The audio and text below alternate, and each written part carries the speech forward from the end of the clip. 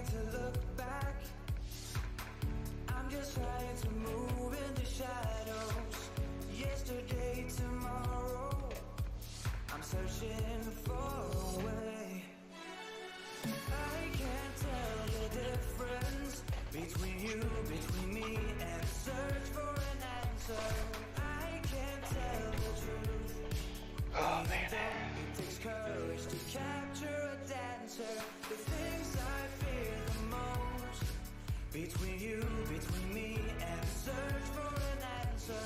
Sure to die away. Even though it takes courage to capture a dancer.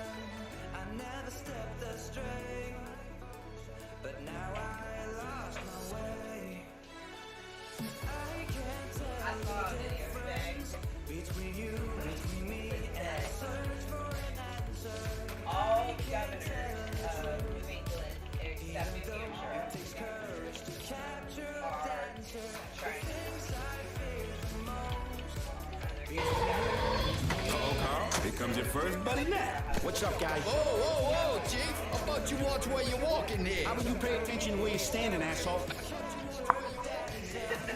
Now last one. What did you say? You said, just give me the short end. You said that you were seeing or something in all the states in the Northeast, is what you said? Yeah, all in New England, except New Hampshire. Wonderful.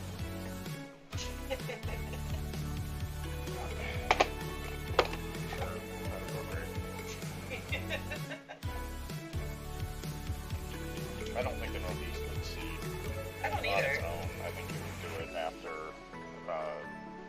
the West Yeah, I agree. seeds. I think we would opportunistically. Yeah, I 100% agree.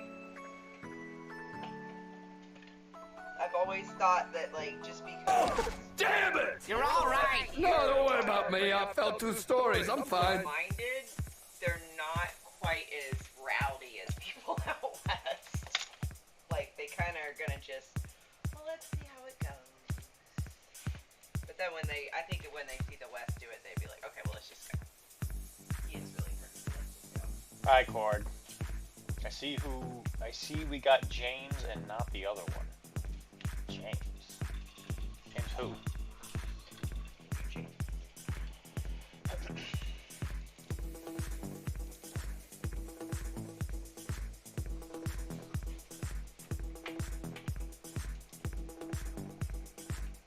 I apologize if I am not super spry right now. For some reason, my sleep has not been as good as I want it to be. Yeah, he is a sleepy boy today. I put a lot of... What won the vote for tonight? I don't know what it was.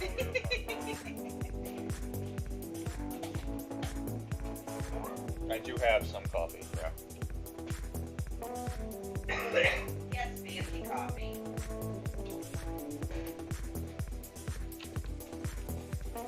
Yeah, I've been suffering today. It's been interesting.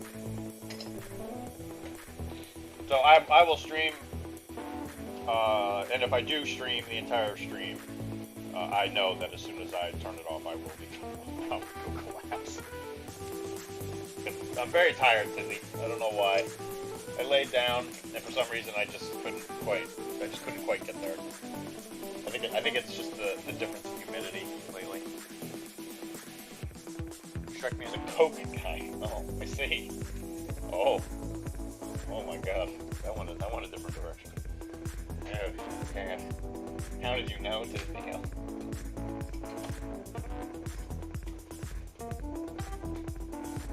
So I See, I see we got James and not the other one. What does that mean? Like, we got James. What do you mean by that? Is that a reference to a movie or something that I've never seen?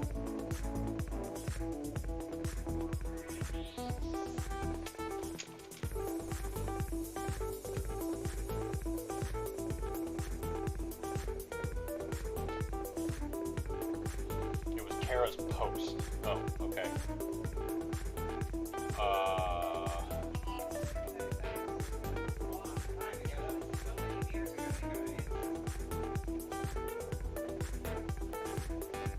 She hasn't told me anything about a post. I forgot I posted.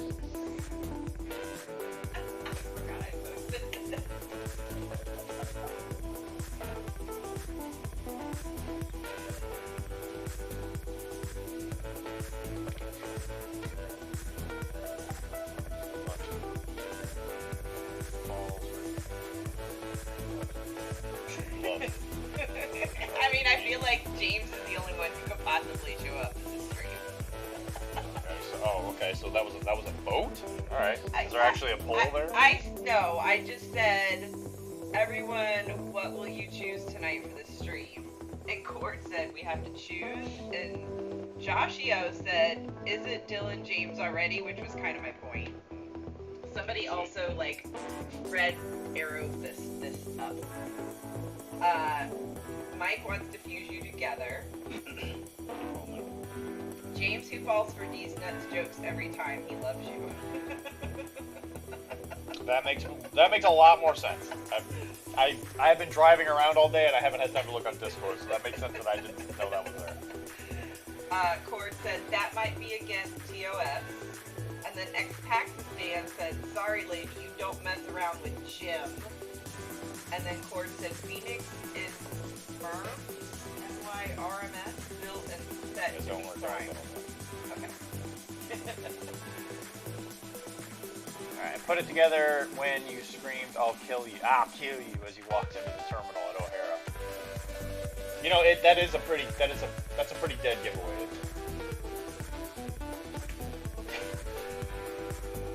I also might have dropped the F-bomb. Yeah, the next episode is very adult content. I didn't flip anybody from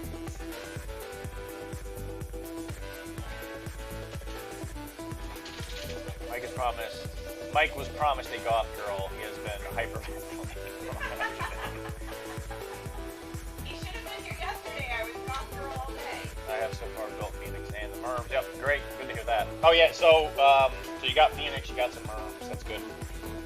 Yeah, I looked in there real briefly earlier. I was gonna check out all of it when I got home today, but I immediately went and took a nap. So I did see that you got a list of stuff that you had put on there. Did you buy all of it? You never told us that random bag check worked out. Well, the thing is I didn't even have a bag, but they brought me back there and they decided to do the cavity search either way. It was wild. I was like, ooh, Mr. Robinson, please. Hello, Mr. Birdteeth.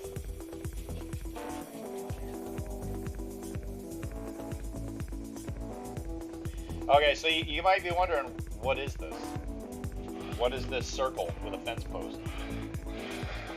You might be asking yourself that as you come at me with things that were in my own Discord channel that I didn't see. You might be wondering that to yourself. Loki maybe you're apparently knows not. there's a point after dinner where Thor has to keep digesting, but he's ready to play ball. He's a smart boy like that. I'll tell you where this fence is from. This is from Wild West Exodus. This was the fence post that comes with General Colonel Custard. General Colonel? I don't know if it's General Colonel. I think he's a colonel at the point, but either way, whatever. It's from Wild West Exodus. And it's been just like kind of sitting in my bits box lately. Malifaux 4th edition comes out soon. Do you not care about that system anymore? Not yet. It's on the wish list. Okay, so that's all wish list stuff. No, I do care. I haven't really kept up with the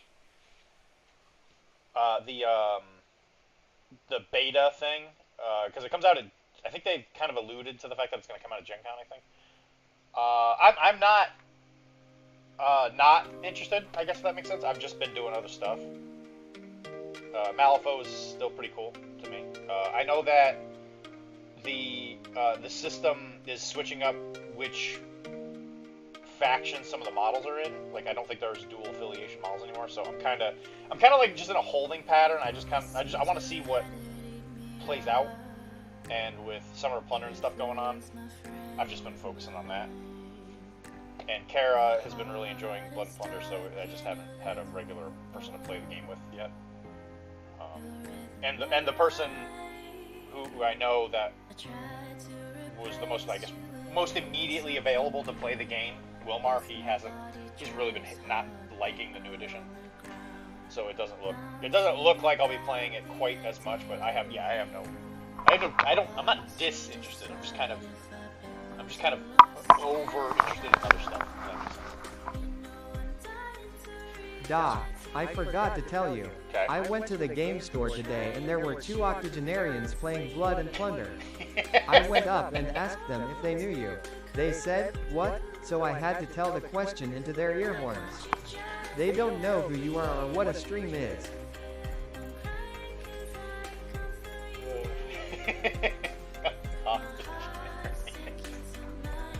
Were they actually octogenarians, or were they a little younger than that? Dude, that's the demographic. That's where the money's at. You see, Tizza, all these other streams and podcasts and stuff, they're all going after young people. I'm going after the older people who have already got like successful careers and their kids have already gone to college. So they're the ones with all the money.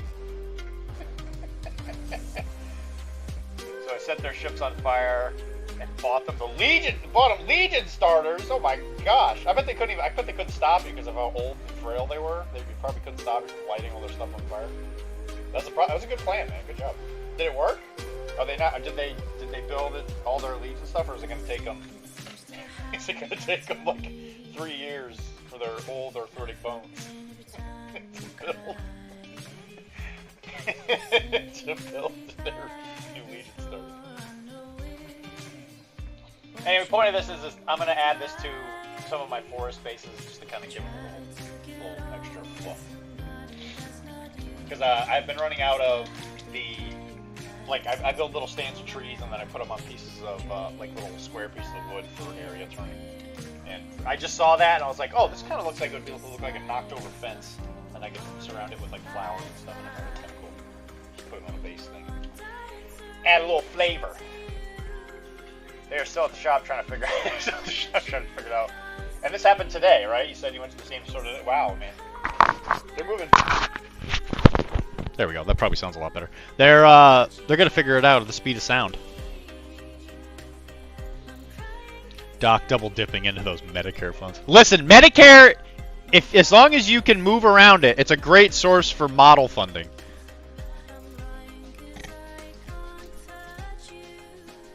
I'm gonna make my appearance on it, kind of like War of the Worlds. War of the World. What is that? War of the Worlds. I'm standing here looking at my phone for several minutes ordering a pizza.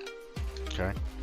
Before I was doing that, I was playing ball with Bubby, and when I get done, this is funny. Just patiently standing You play ball with me, please.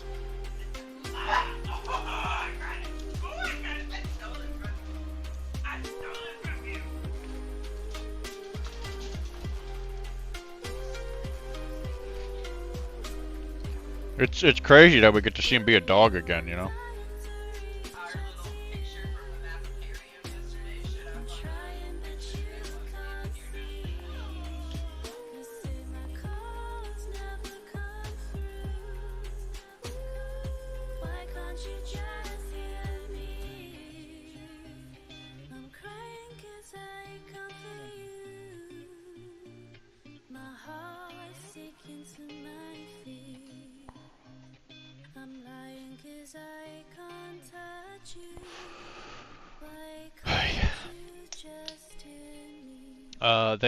They want to hear you on a fireside chat like the last president. They remember FDR.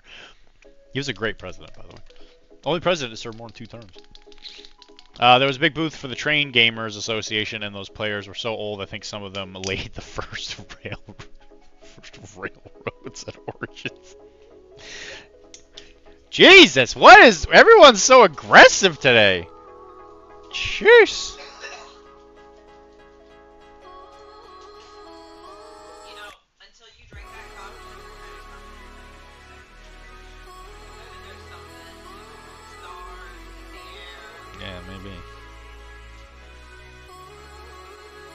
I was grumpy? I don't think we'd said more than like 3 words to each other.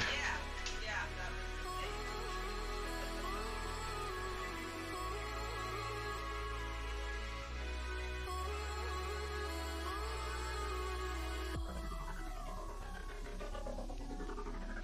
What'd you have it? What'd you get to eat at your thing today, Dylan? So, I went to a new store today that I'd never been to. Toy Soldier in... I think it was Amesbury. And... Yeah. And it was next to a... I guess Chinese. It didn't strike me as anything like specific. Like, it didn't seem like a Thai restaurant or anything. And it was pretty good, honestly. I was kind of shocked. I went... Yeah. It's pretty close to the border. I went there to meet up with Brooks, who is a friend in the network. He's actually been on Bess a couple times now. He's really big into Old World, and they were having just like a little play date. A bunch of people showed up and played little small games, and he bought me lunch because he knew that I was beyond poor because we paid for the new place. And I was like, I don't think I can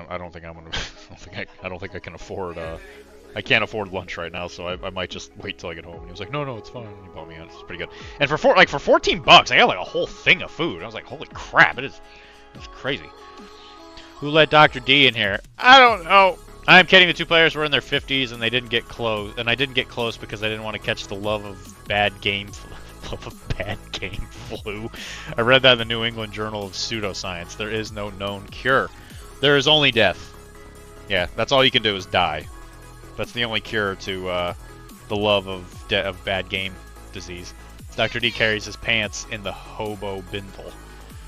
Oh, my paint's in a hobo bindle. That makes sense. I've tried. Bird teeth is bird teeth. No, we don't know bird teeth. He's not local.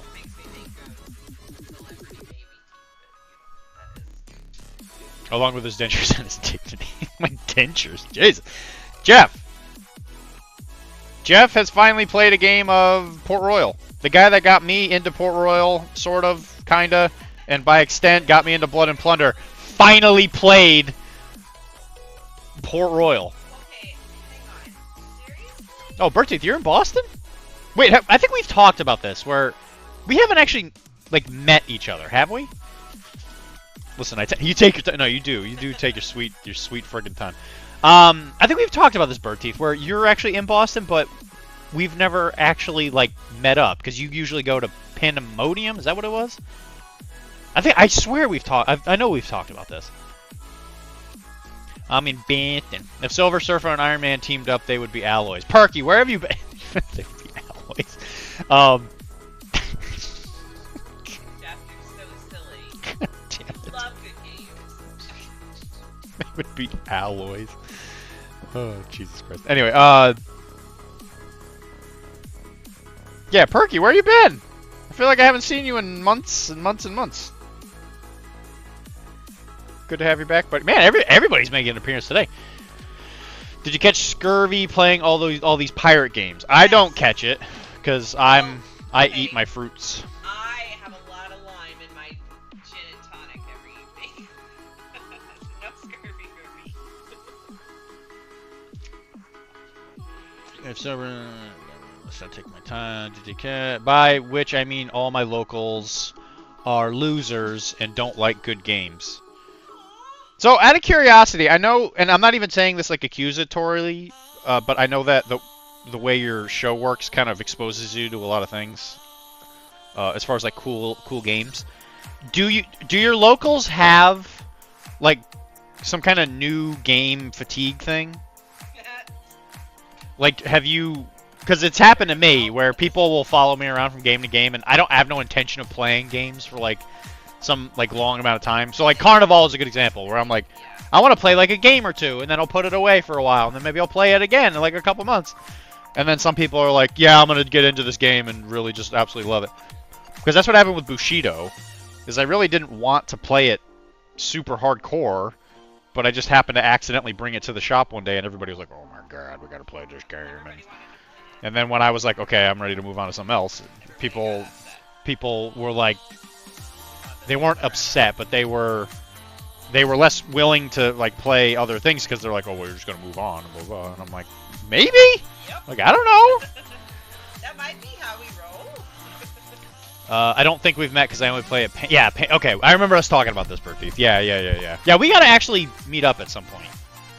I might send you a message. I forgot that you were in Boston. I have like 4 people who I've all been like, we gotta meet up and do this thing, and it's like, Jesus Christ, I don't have enough time for what I've got going on already. We have the new house, the big yard. When we get the new house with the big yard that you can't get to because you don't have a car, then we'll be in the exact same situation.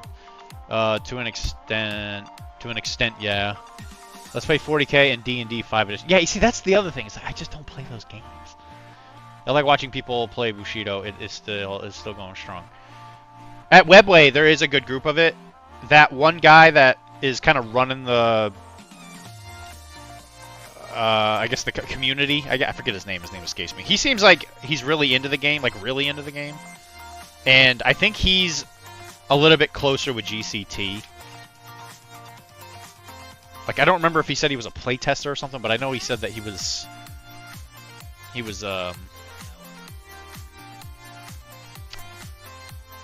yeah, I guess. I wouldn't even say connected. He's just a lot more like on that than I was. There's a lot going on in New England. Yeah, no kidding.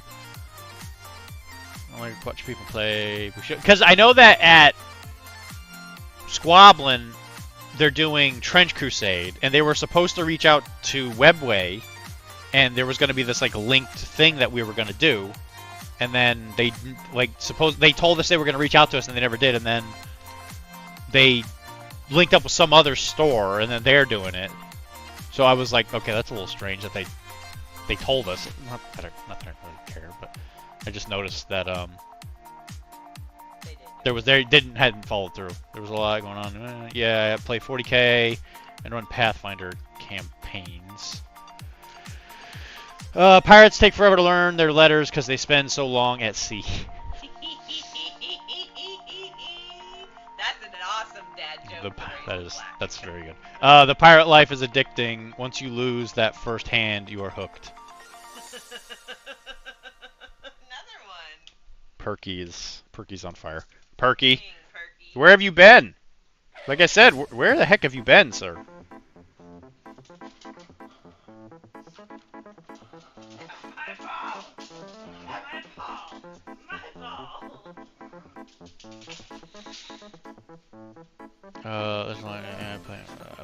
A pirate walked into a bar with a steering wheel in his pants. When he was asked about it, he responded, "It's driving me nuts." Not as good as the first two, but okay. That was pretty good, Tizzy.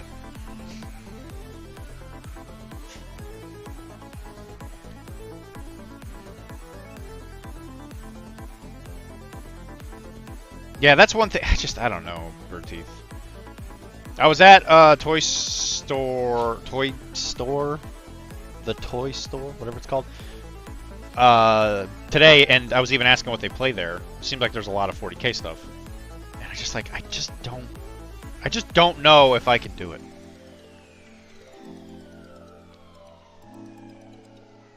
I have a lot of Dark Eldar, like a lot. I have a lot of Dark Eldar.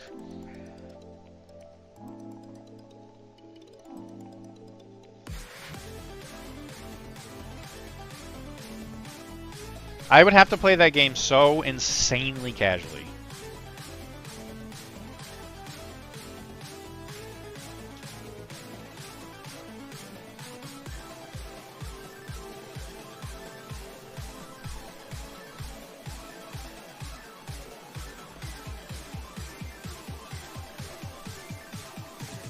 Where does a pirate keep his buccaneers? Under his buccan hat. Oh, his ears. Buccaneer.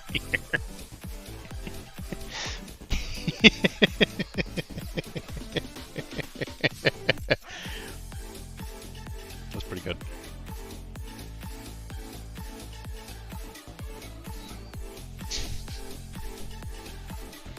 That was terrible. That was terrible. Wait, I thought that was supposed to happen with Trench Crusade. I actually have never played 40k. I was just goofing. I was just goofing about those always going being the default. Wait, yeah, I thought that was supposed to happen with Trench Crusade. Yeah, well, that did. So I think they're doing the Trench Crusade thing, but they never reached out to Webway, which is the store I go to. Where does just play? TOS is the other side. That's Weird's army game where you fight with all the people that are still on Earth. It's a really cool system. It does not get as much attention as it should. It's a quite neat system.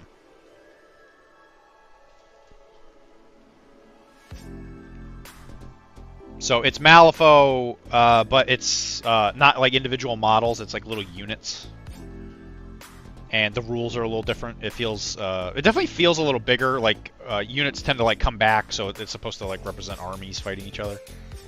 And I think it pulls it off. It's interesting.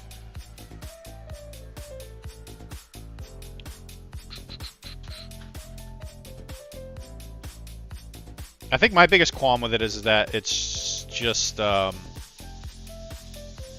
it just requires more models, you know.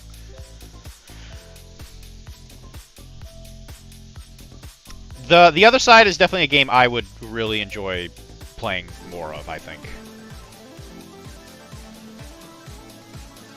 And one of the biggest issues is that Jeff and I are kind of cut from the same cloth, where we're both super interested in a bunch of different games, but the unfortunate bit of it is that we live like 5-6 hours away.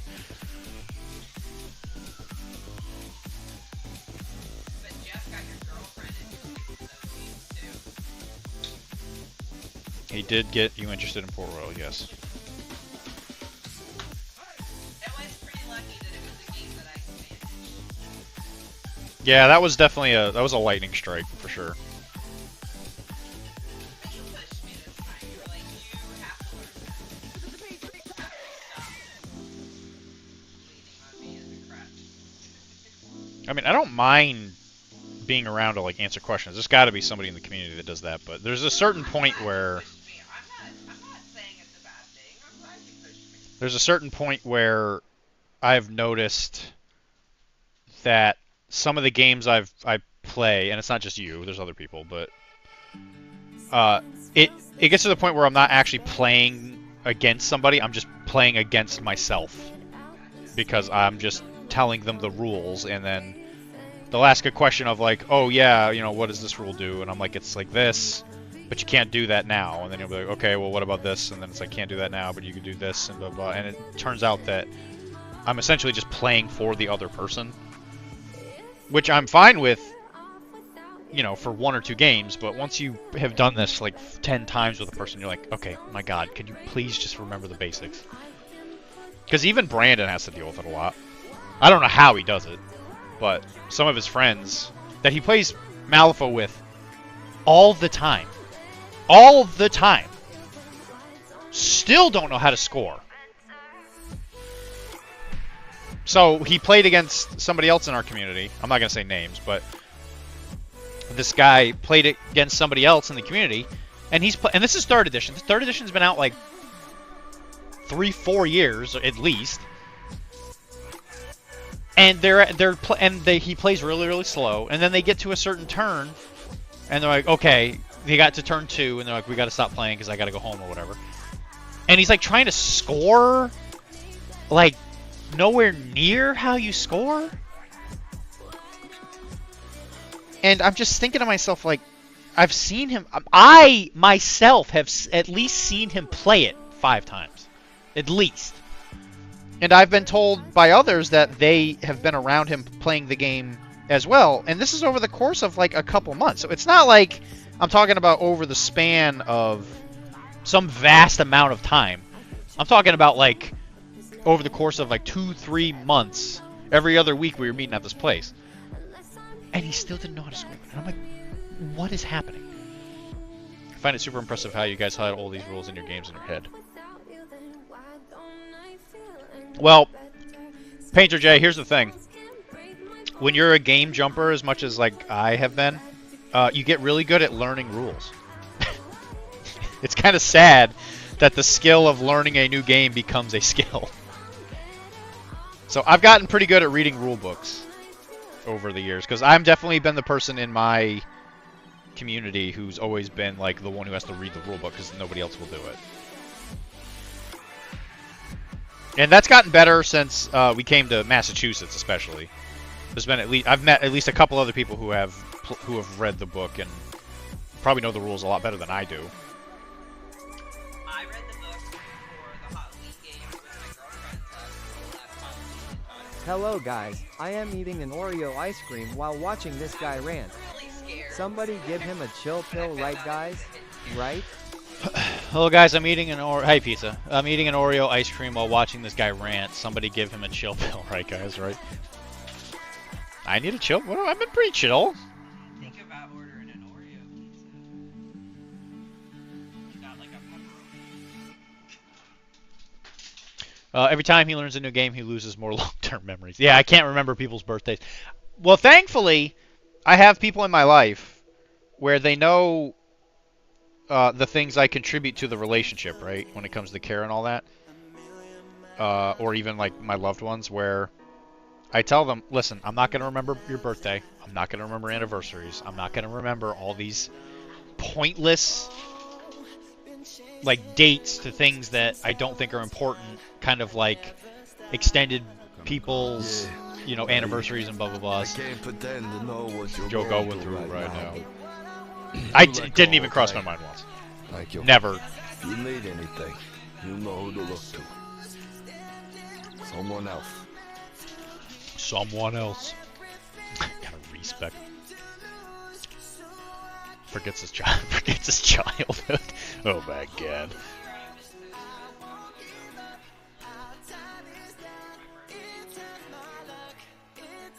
Because like to me, and anyway, like I was saying, the people I know that the value I contribute to whatever relationship I'm in is not based on the fact of me remembering a date.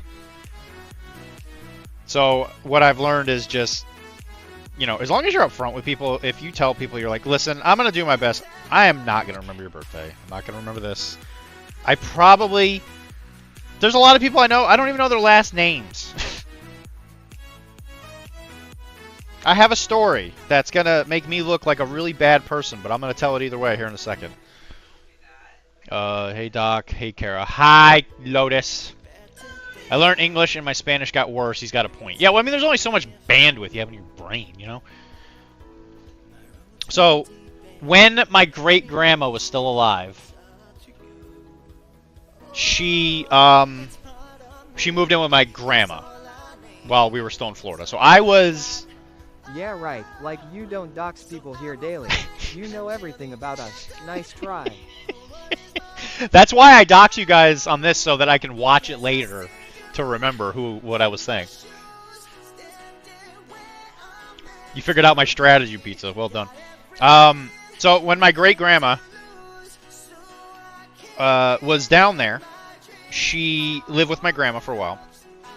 And she had to go to the hospital because she went in there for a it was like some kind of routine check thing. So it wasn't like an emergency per se, but they were checking her heart health or something like that.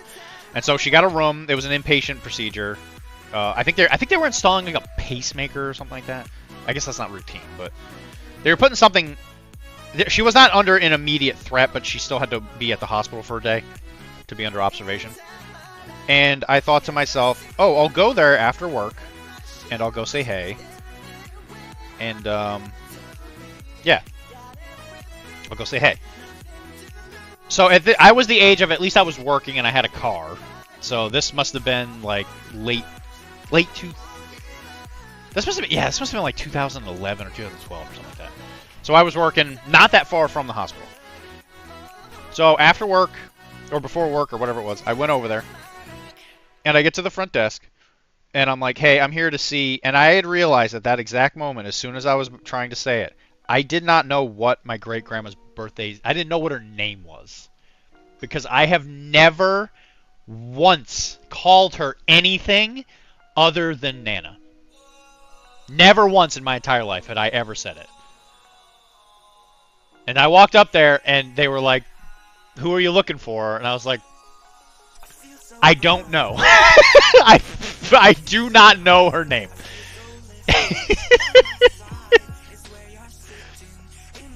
And that was the moment I realized that I know my weak points.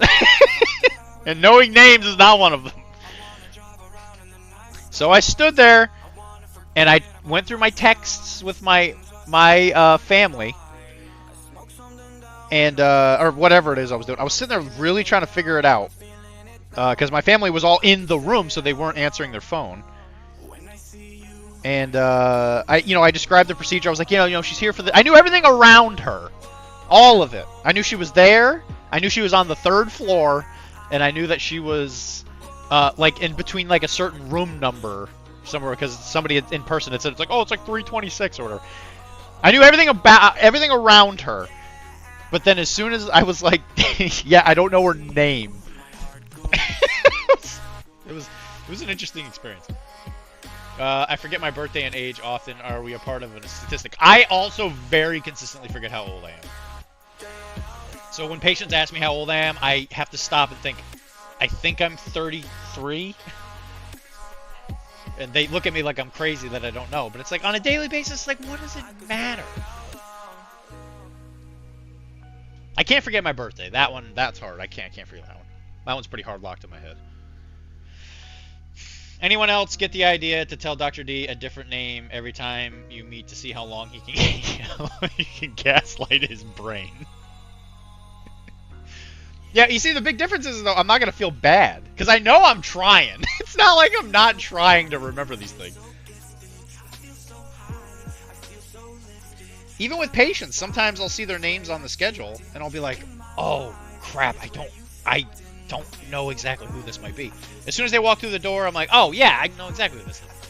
Or if they kind of give me a general gist of like, oh, yeah, this was, I'll say like, hey, how's it going, blah, blah. She'll say, they'll say, oh, this was, this has been the thing. And I'll be like, oh, it clicks. And I'm like, there I am. It's like we had never, like, walked away from each other. But in the middle of a stressful day, I don't feel bad forgetting some simple things. It's when the towel drops that you recognize them. Yeah, it's when the towel drops. Oh my god. They don't wear towels in my office, you big silly. I'm the only one wearing a towel.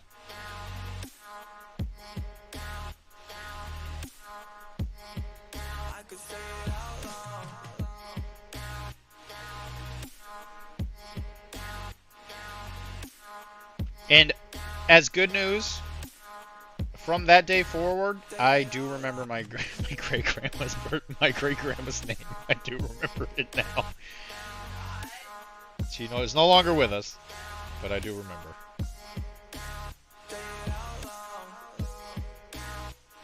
And again, I don't feel bad because no one in my family ever called her name in the house. But it made sense after I learned that everybody used to call her Franny because her name is Frances. So that's what my dad, I think, called her. And I thought it was just like another like nickname thing. Well, I guess it is a nickname, right? But yeah, I'll always remember that day. Man, you want to talk about a core memory? That's one of those things I got to go to therapy for.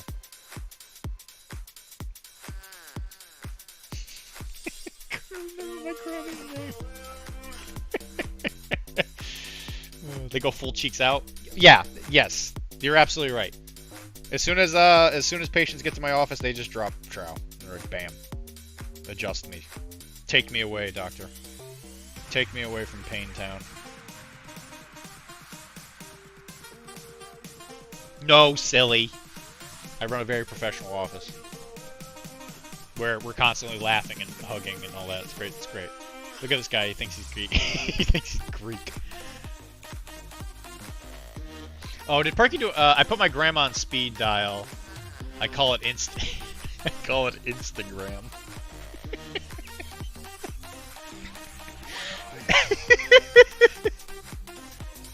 Did you hear that one, Kara? Did you hear that? I guess not. Perky. Perky said I put my grandma on speed dial. He calls it Instagram. It's not real. It's a joke. Instagram is grandma. It's a dad joke. Perky, is it real? Is it a real thing, Perky? Are you real? Or did you bring your lies into this house of truth? I just told the big truth. I literally just told an entire story about it.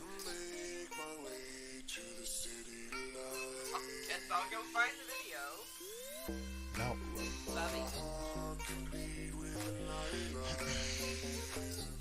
I'll give you some notice. Wow, just the full Winnie the Pooh at the door. Yeah, that's how it works at the office.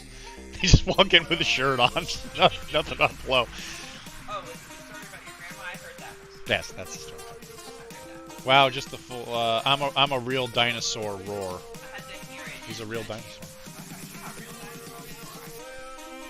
You had to judge me. I'm just Hey okay. guys, Listen it's here, me, John lady. Instagram, and that was Okay. absolutely true. It's me, John Instagram, and that was absolutely true. Oh my God, John Instagram, you're here? Wow. John Instagram, I have so many questions. Do you know, the guy who started MySpace? Him? Yeah, do you know him, like biblically? Like, know him?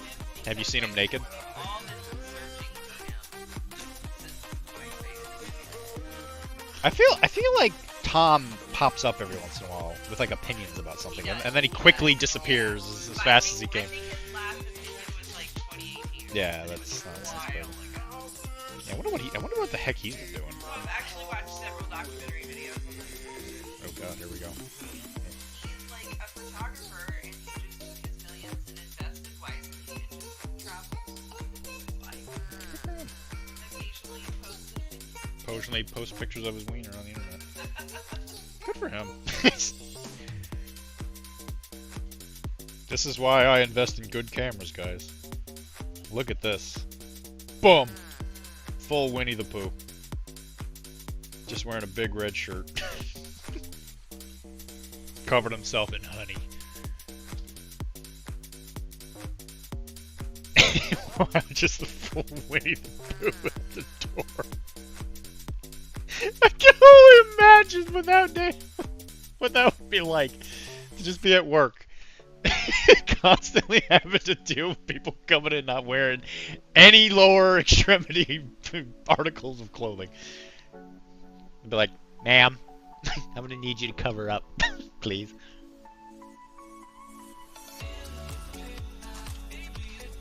But it does make me, hold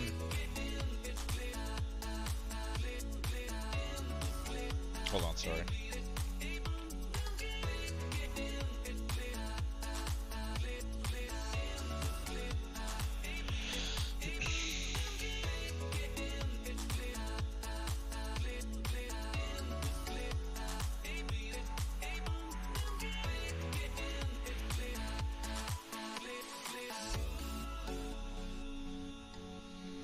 It does.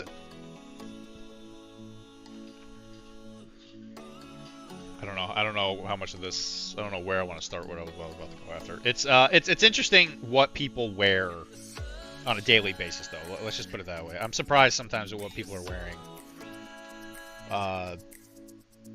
Like when they come into the office, I'm always like a little. I was like, oh, okay. Like especially jackets. Like it'll be a really hot day or something, and they'll come in with like a big jacket on. I'm like, how are you wearing that thing? I get maybe, but it's weird that this is happening where in downtown Boston, where it's somebody who's unemployed. It's weird that they're walking around an office building.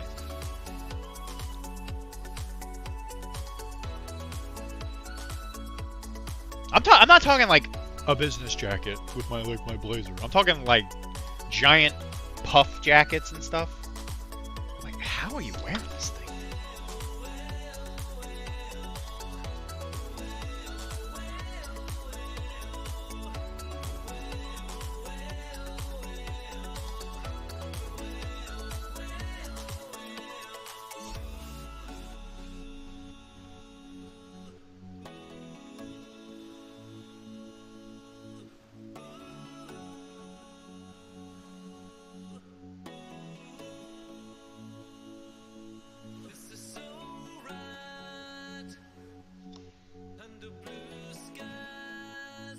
Well, guys, thanks for hanging out. I've already had a couple good laughs, so I appreciate you guys hanging out. I haven't even really talked about what the heck I'm doing. I'm painting stuff for Mike, so that he's got access to all of Generation Red for Nova.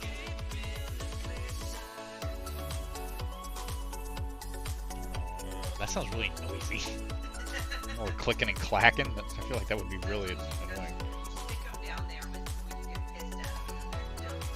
Then you, is that how you like dom your dice? Wow. I suppose that's one way to do it. I've been doing it the old-fashioned way. Too old school.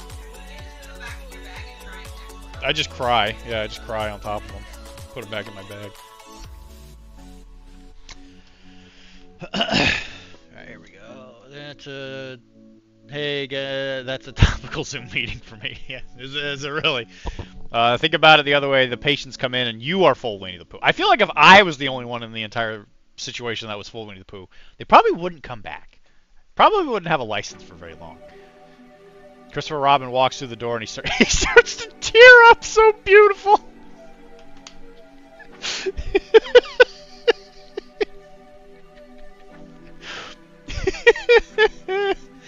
Which Christopher Robin are we talking? Are we talking about Ewan McGregor? Or are we talking about like actual actual Ewan McGregor? Yeah, actual Ewan McGregor. Actual guys are destroying my brain. Christopher Robin. He just comes in, he just sees that. It was so weird that I saw your name on the on the schedule, and I was like, is he the Christopher Robin?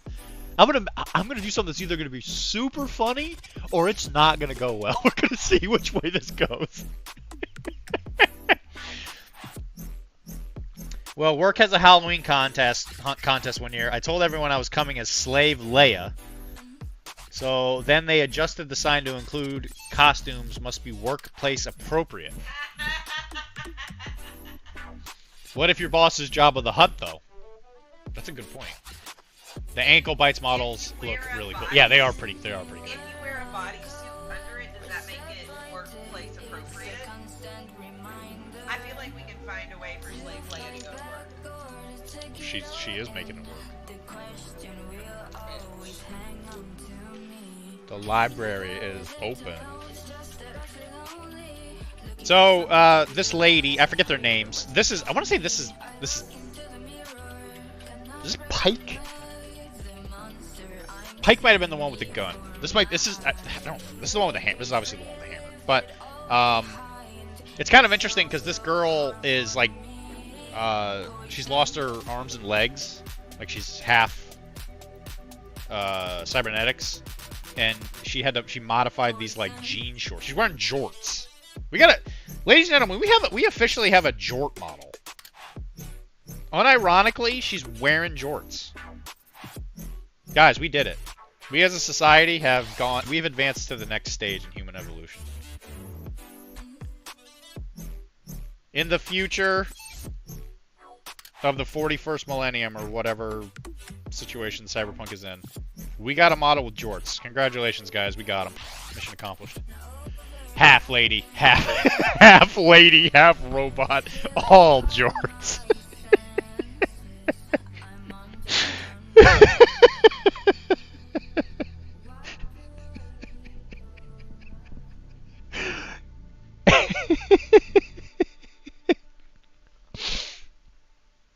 Oh God, it hurts.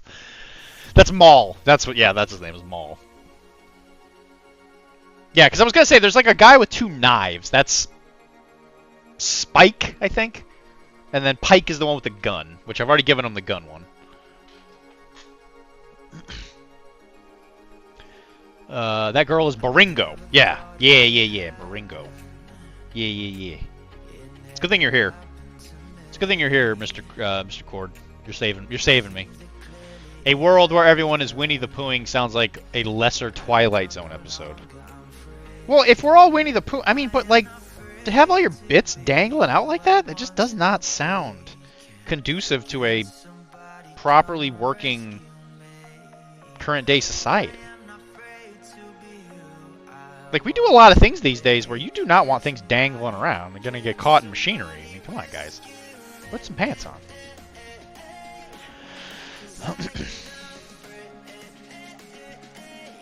I've learned that if I don't wear underwear that's long enough before I go on a run, I get some pretty bad chafing.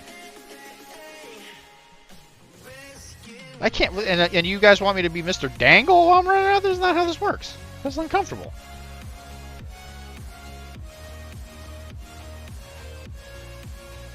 I mean, come on, guys. A lot less bacon will get cooked. A lot less bacon will get cooked.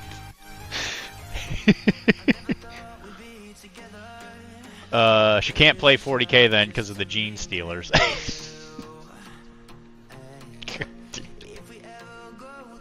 I suppose she can't. That's true. That's a good point. That's a good point. Thank you, Perky. Half lady, half robot. Oh god. I got some green stuff world bases, and damn, they have so much extra plastic in the mold lines. I might have to take the extra plastic to a recycling center for a crisp $100. Sheesh. The green stuff world bases are kind of neat. Did you get the pre-painted ones? I bought some Chaos Knights from a flea market thing at a con once, and I think they have those. They have those green stuff world. I want to say they're green stuff world bases, and I think they were pre-painted. And I kind of feel bad because they actually look pretty good, but I will literally never use those models on round bases because I don't play AOS, and I'm kind of sad. I don't know what to do. I don't know what to do with them. Because even after today, I kind of have a little bit of a revival of Old World going on inside me because I actually really had fun today. I was expecting to go there and just have a miserable time because that game was not in good shape last time I played it. But they actually had an FAQ literally like 3 days ago that fixed a lot of the problems.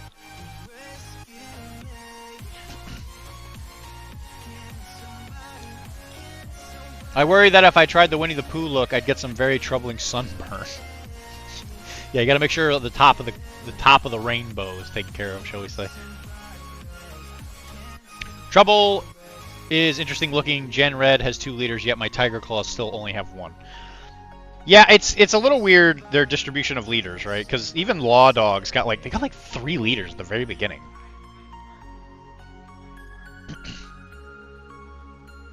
Yeah, and you're talking about Trouble, who's right here, who I was priming, and I very quickly when I got the box primed the base in the wheelchair thing, right?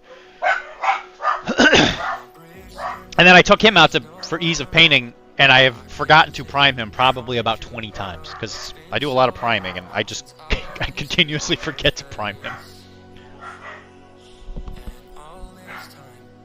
That doesn't sound sanitary.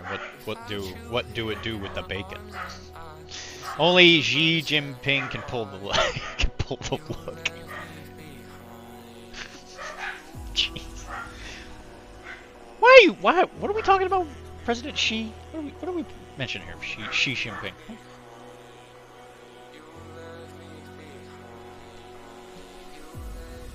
Hold on. Karen needs me to email or something.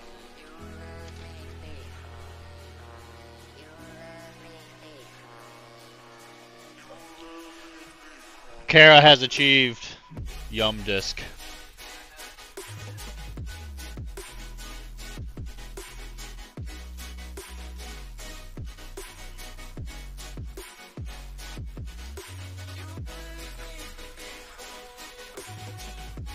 I'm sending you the email. My favorite band is playing in New Hampshire next weekend. Don't worry, guys. It's on Saturday, so you guys will get your weekly dose of vitamin D. Okay? It's gonna be fine. Did she order Did she order an Oreo pizza? I hope not. Pro tip: you can skip the priming step if you add super glue to your paint. Super glue to your paint. What a great idea! I'm amazed somebody hasn't come up with that as like a medium yet, like a priming medium that you can mix with a paint. I'm actually kind of shocked that that hasn't been a thing yet. I mean, you're gonna destroy your brushes if it's a paint on, but you know, whatever. Well, I got the lipped round ones because sadly they're the only ones selling them. Oh yeah, from Malifaux. Yeah, that makes sense. I don't know. I just really enjoy building bases and stuff. That's like my favorite part. So I'm always trying to come up with really cool things to do. Plus, even those little base insert things that I forget the company that makes them. I know it's a French company, but they make these little. I actually don't think I have any over here. But it's like a little base insert that you just put into the base that makes it look like cobblestone. I really love those. Just something simple like that, and then you can do a bunch of fancy stuff on top of it.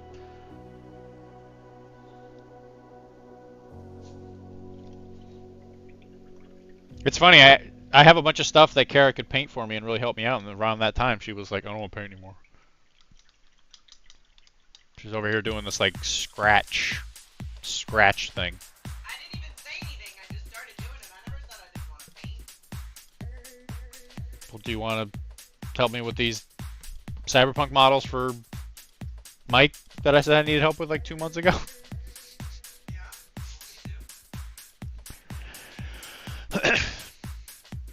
I watched a video where a guy was painting Grimdark with super glue. I'm gonna try it. Painted it with super glue. How does that work?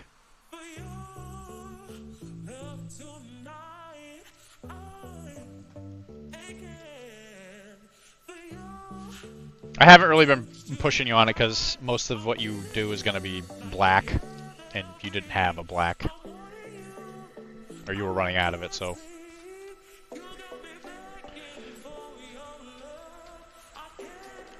I gave you a wide berth, you know.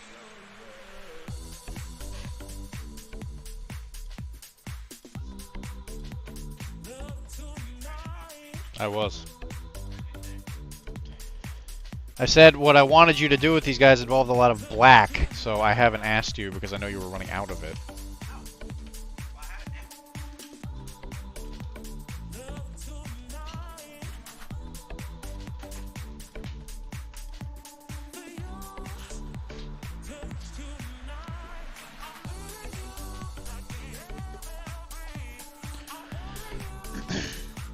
Death Ray Designs. No, it's not Death Ray. I love Death Ray Designs though. I love their stuff, but it's not. That's not the one I was talking about. I use a lot of Death Ray, but not from Alpha. I watched a video where again. Yeah, Yeah, you're gonna have to run me through that. That's interesting. I don't know how that could work. Give time and Green Stuff World will rip my idea off. Yeah, you say they keep doing that, right? I remember one of the first times you came in here, you said that every time you've ever had an idea, they come up with it immediately after.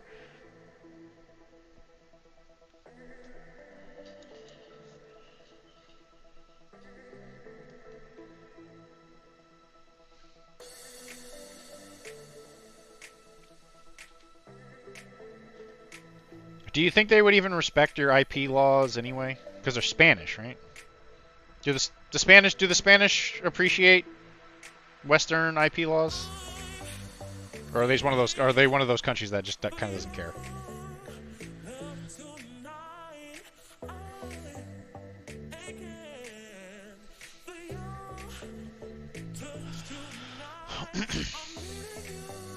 He made a clear layer over his priming and then painted on it and did some stuff with alcohol to make it look very veiny. Very interesting. We can duel like hermanos. Hermanos? Tu esta mi hermano? Oh. Benissimo. Muy excelente.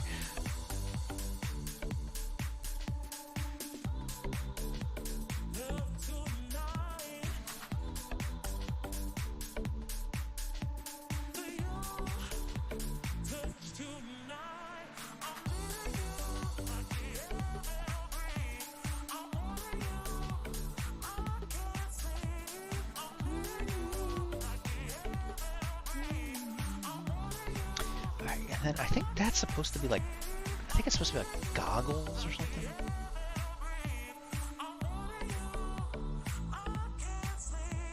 We're gonna paint that black.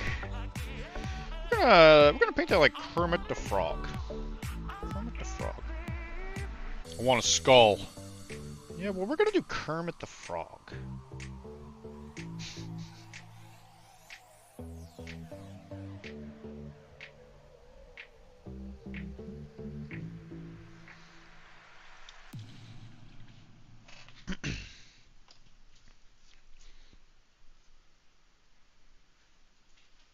The EU, we can do the EU trademark office is physically close to GSW, which is how they do what they do.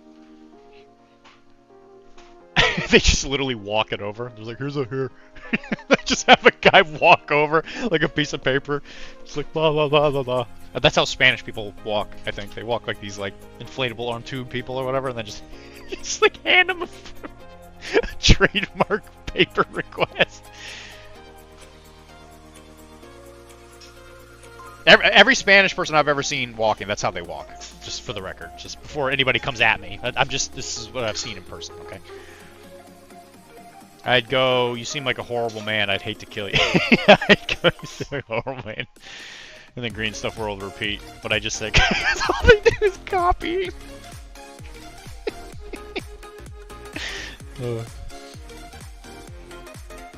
Stop hitting yourself. Stop hitting yourself.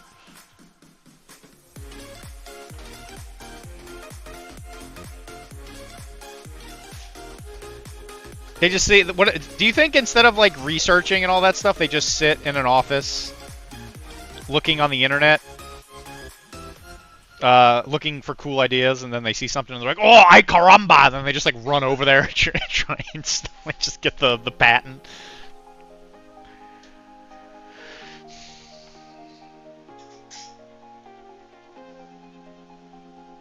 I've been watching a lot of history stuff lately, and it's funny, how I've been watching reaction videos to Oversimplified, and some of his reaction, like his Napoleonic War stuff, is very funny. His like rendition of just like Napoleon talking is it gets me every time.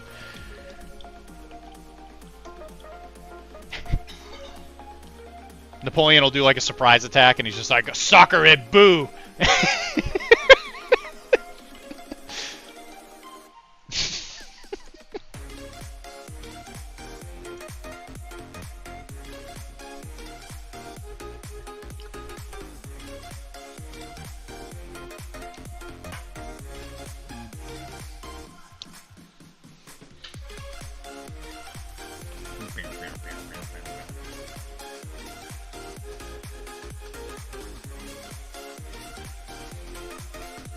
We lost a lot of viewers. Was it my my Spanish walking impression? Is that what did it? On my way to Spain to get a patent on the Arachne podcast. I don't know if you can get a patent on that. Hey guys, it's me, Juan Greenstuff World, founder of the company. Juan. I am proud to announce that we will be releasing Greenstuff World, the theme park. Come join us in an afternoon of fun with Maki the rat, Goofy the dog, and Donald the duck. Goopy the dog. Donald. Donald the duck. Maki the rat.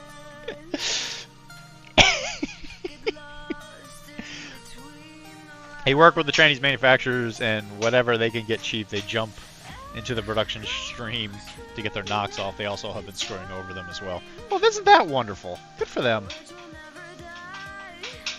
Wonderful.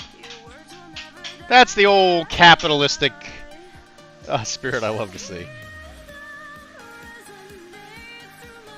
I actually don't buy much of Green Stuff World stuff. I don't actually remember the last time I bought anything that I could trace back to them. Was it a steak? No. I mean, they like peanut butter. You give them a couple hours, I'm sure you could gnaw. Well, you give Chunk like 15 seconds, I'm sure he'll gnaw through that plastic.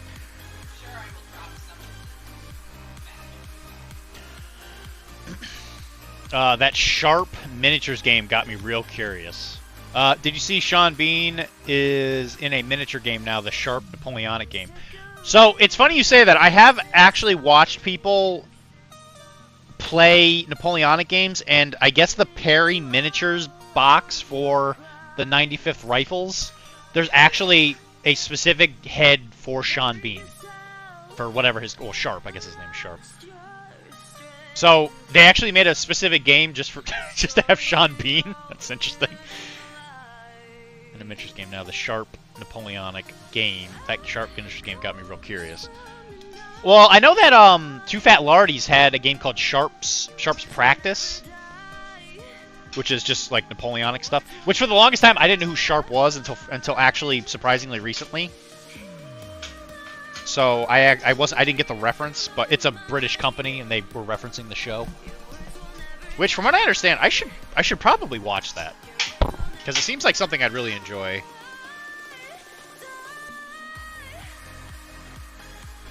I've been told that the show is like the perfect amount of like sexy man for like the ladies to want to watch it, and it has just enough like historical stuff in it to keep all the guys interested. It's like the perfect blend of like a quote-unquote family show.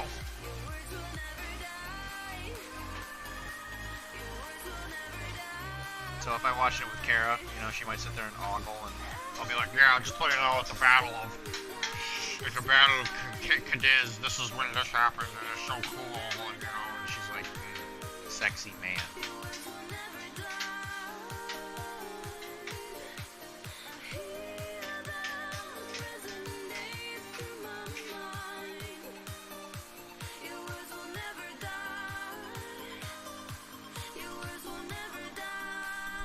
For ladies, a little romance. Yep, for dudes, a period-accurate grenadier uniform. Yeah, you get it. You got it, man. I got to play Turnip 28, the root vegetable Napoleonic game, and it was a delight. I have heard nothing but good things about that game. I have heard it is an absolute delight to play. Is there something wrong with my mic?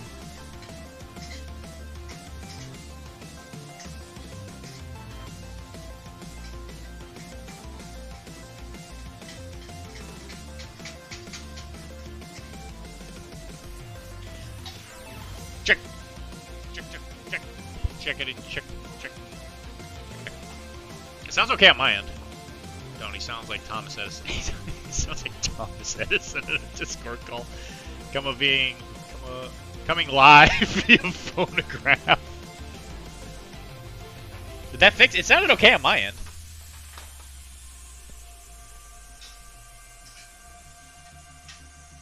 My fave bypass of copyright laws I found out recently was Chinese companies selling anime figures that look like normal figures, like Monkey Warrior, and then for free they give you a Goku head for a figure so they can go, hey, we were just selling Monkey Warrior, the Goku head's for free and not advertised, bro. Oh my god. Live from the Spider's Cave to deliver miniatures news from you, it's Arachne! Live on Saturday night! It's Arachne!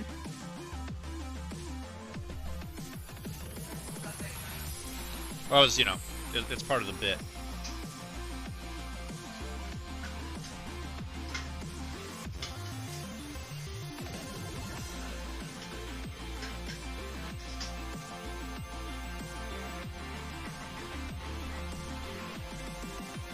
I thought he was doing a rendition of the War of the Worlds. Dude, does it sound that bad?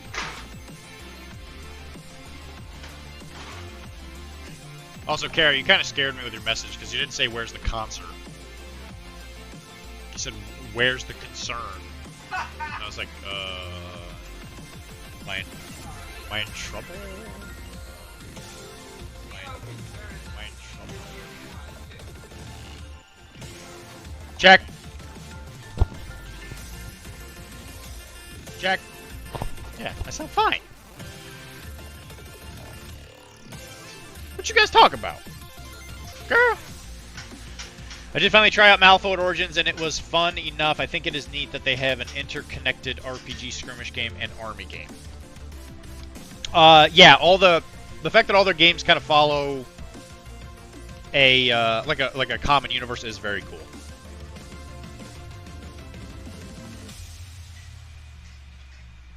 I do like the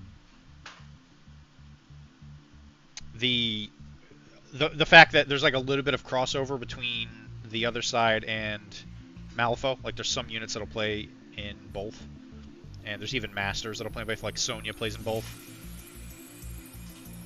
I'm kind of like, I don't know. I feel like Weird is kind of just letting the other side, I don't know, kind of flounder. I don't know if I'm necessarily like a big fan of how they're doing that.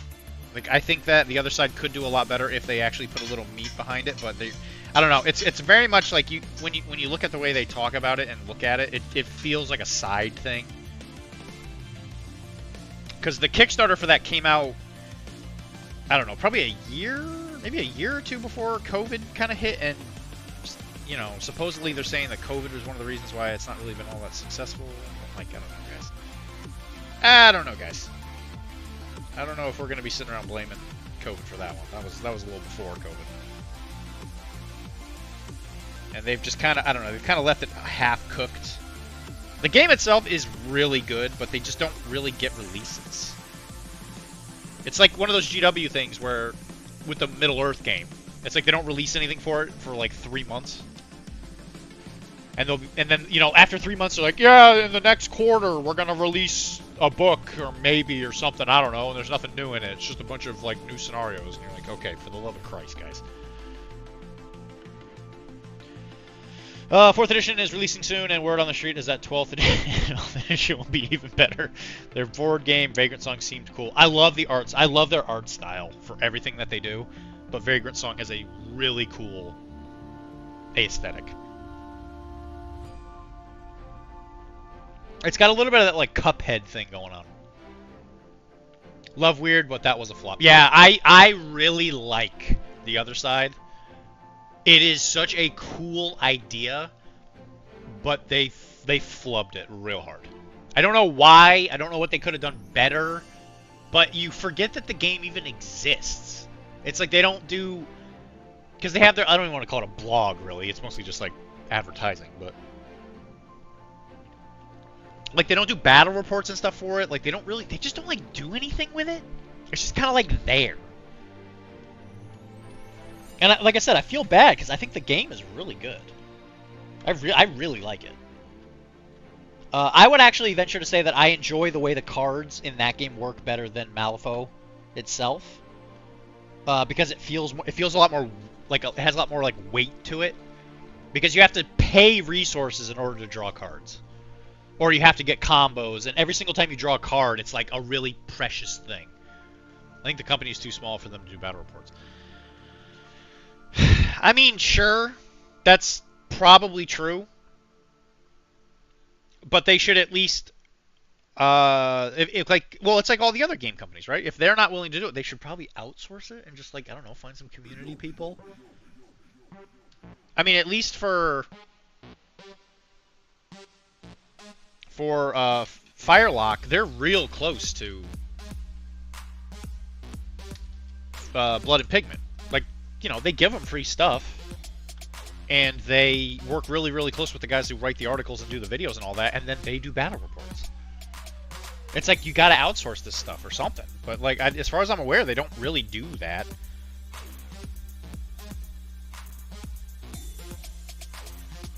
I know at least with some of the people that do podcasts and that do some YouTube stuff, they do give out little, like, previews of, like, upcoming books and stuff. Like, I know they're not totally not reaching out to them, but you would think you might want to, like, I don't know, have them like maybe a little bit more of like a peek under the hood, if that makes sense.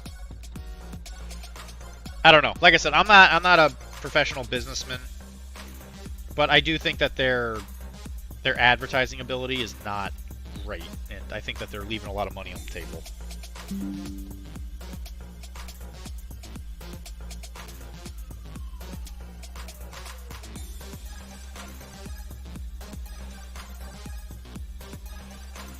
Hashtag not sponsored by Weird.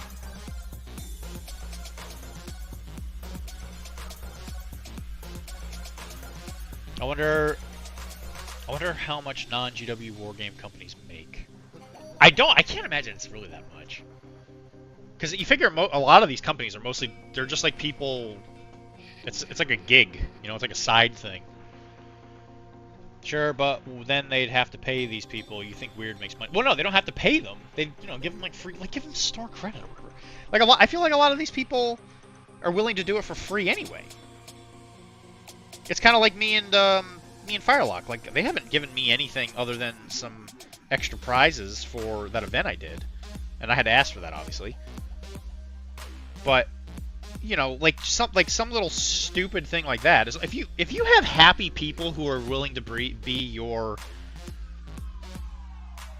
like, what's the, I guess, profits in a way.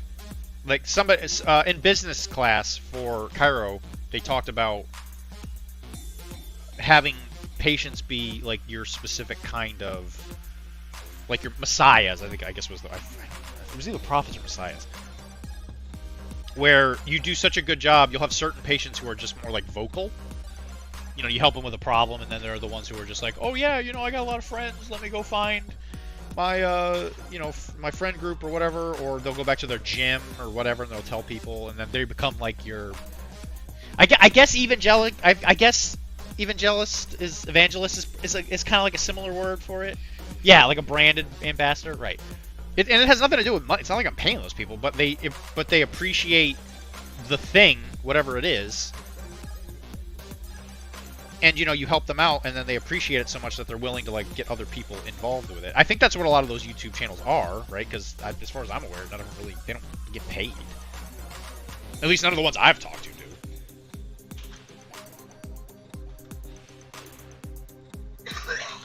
But there's a certain point where it's like, you know, if they do stuff to make the thing better, it's like the company should acknowledge them in some way. And it might even be something so stupid as, and I don't think they've ever done this, if John Weird was like, hey, Defective Dice has done this whatever. They did a video on the lore of Mr. Johnny Two Pants or whatever, who's not in any of the games or any of the books or what, or I guess he would have to be in the RPG books or something. It's like, yeah, it's such a cool video, we really liked it. Go to his channel and enjoy his stuff or whatever. But they, like, as far as I'm aware, they don't do that. They kind of just like act, I don't want to say standoffish, but they're kind of like to the side. They're just like, yeah, we're just gonna let you make stuff. Like, you know, that's cool, whatever. So, I don't know. I'm not saying, I don't know anything about Under the Hood. I don't know what's actually going on between them or whatever. Also, Kara, this is what I was clicking. Kara's not listening to me as always. This is what I was talking about. The click. When we were interviewing, I was doing this.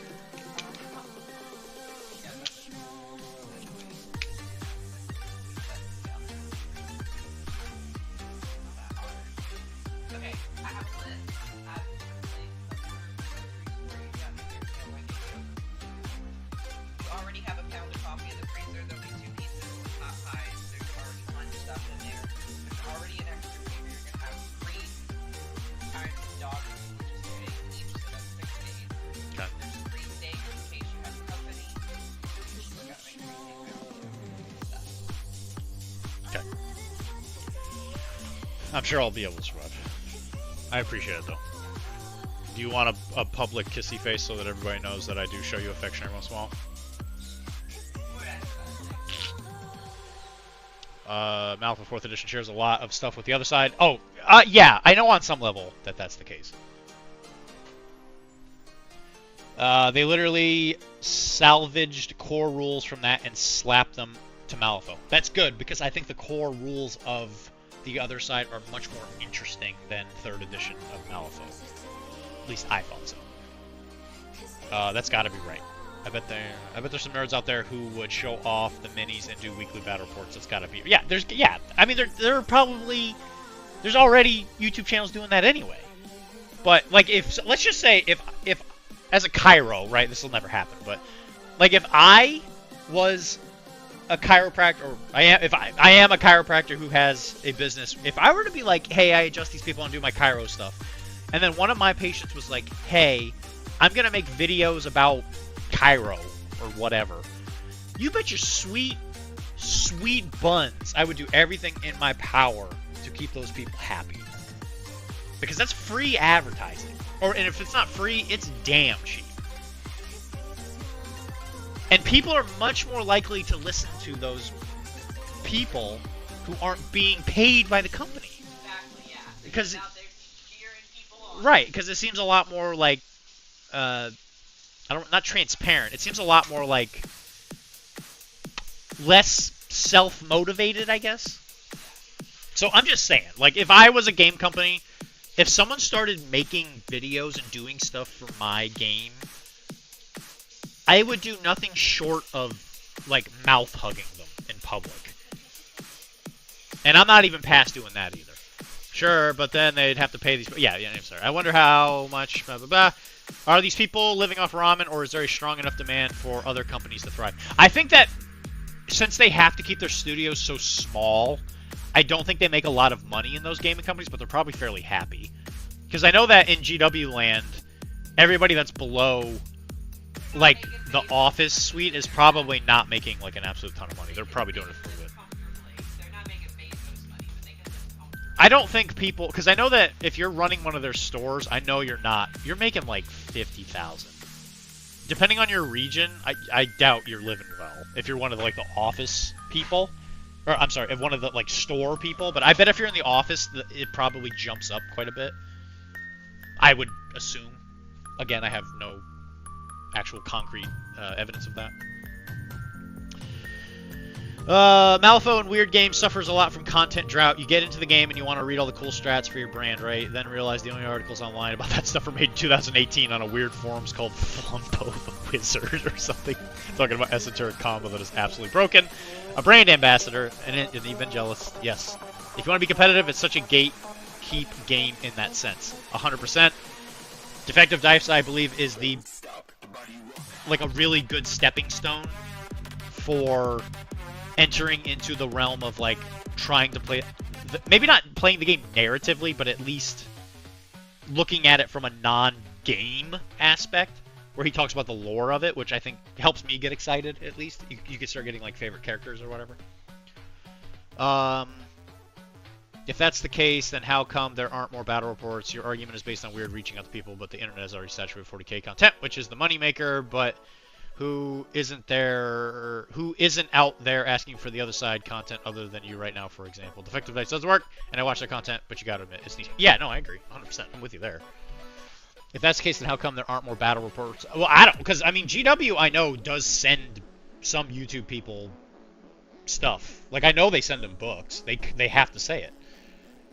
So, like, you know, the Mountain Miniature, I don't know if anybody cares about what we're talking about, if they'd rather see me painting, or if we're just talking about industry stuff, but I know that a lot of the YouTube people, the big ones especially, they'll get the books for free. I know that Dan, he did reach out to GW, and they just, like, straight up ignored him. As far as I know. I don't know. There might be more to that, but... I'm slowly catching up on messages here. Sorry, I really went on a rant. They are very hands-off, which isn't great. Yeah, I think that Weird's major problem is that they're trying to act standoffish and like the cool kid at school, and they're just like they're leaving the hot girl next door. They're just leaving her hanging, and that's not cool. I actually have beef with the Weird Discord announcer. She's quite rude and nasty. I don't want to say anything on camera. I've met at least a few people in Weird. And I think that their community volunteer people are great. And I'm just going to leave it at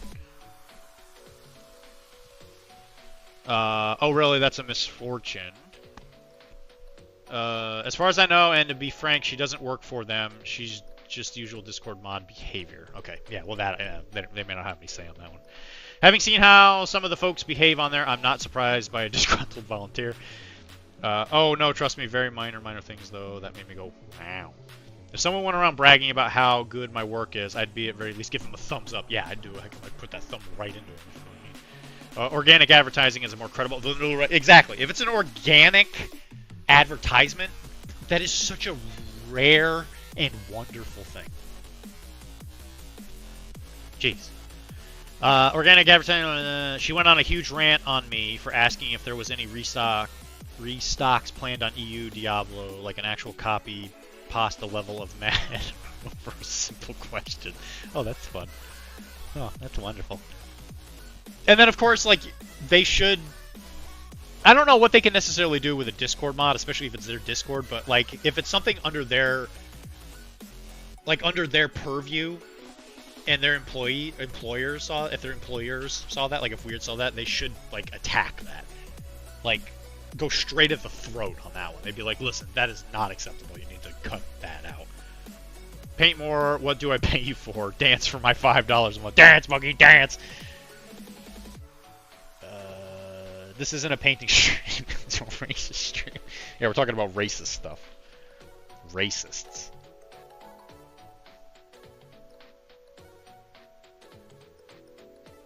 I finished my brig, guys. I did it. I got one more boat painted. Hooray! Hip hip hooray!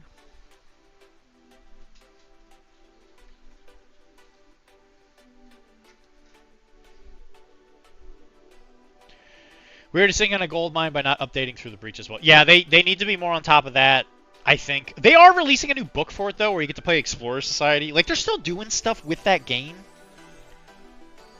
Bobby! Knock it off.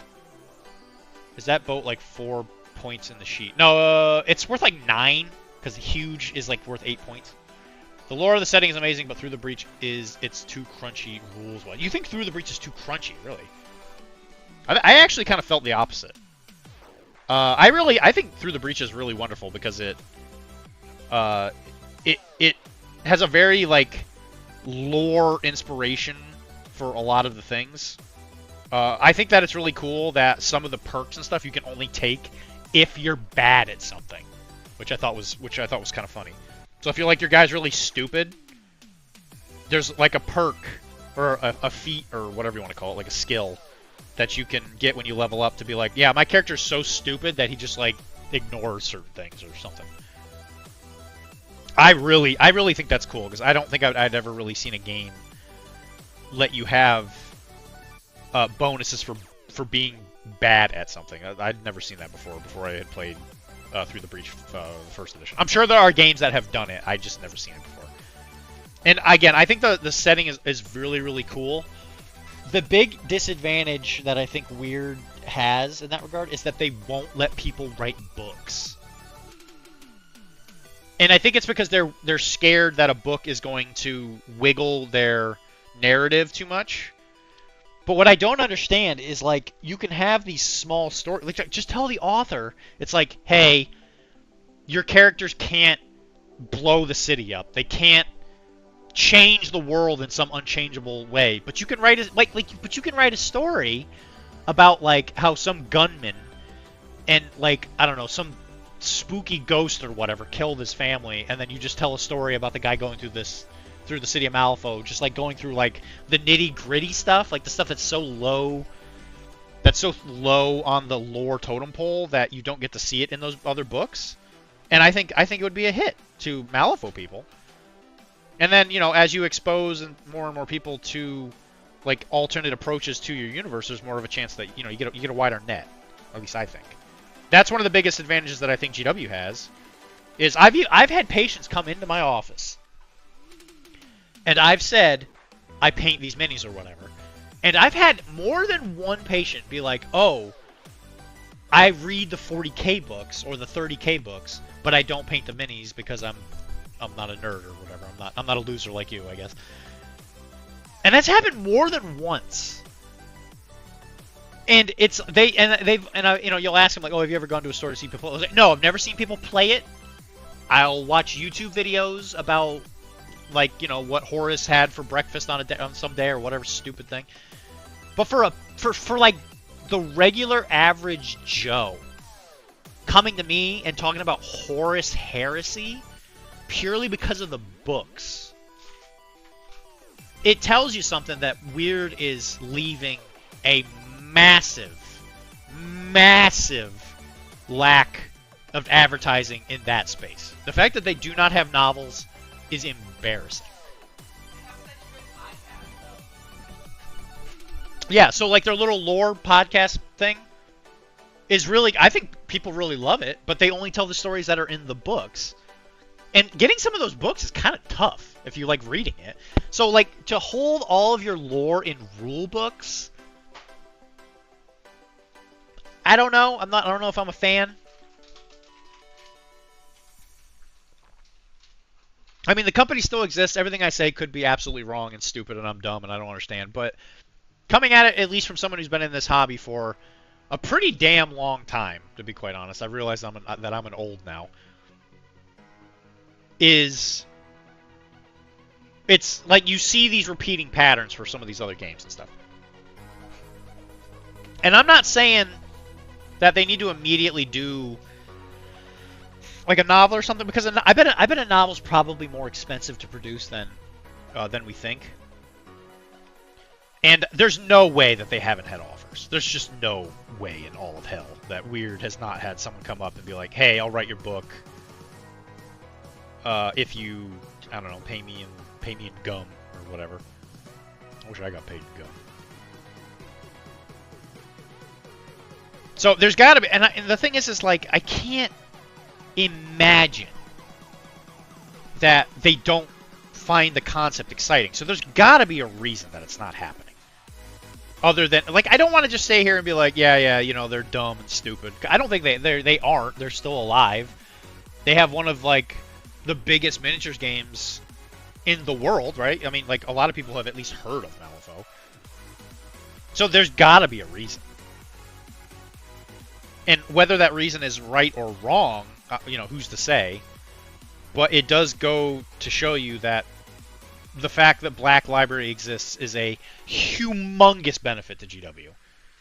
And they make money from their books that on some level is comparable to their miniatures by themselves. Otherwise, they wouldn't keep doing it. Does Black Library make more money than the miniatures side of it? I'm sure it's out there somewhere in the statistics. I doubt it, but it's still a source of revenue, especially now that they're going into more like IP stuff.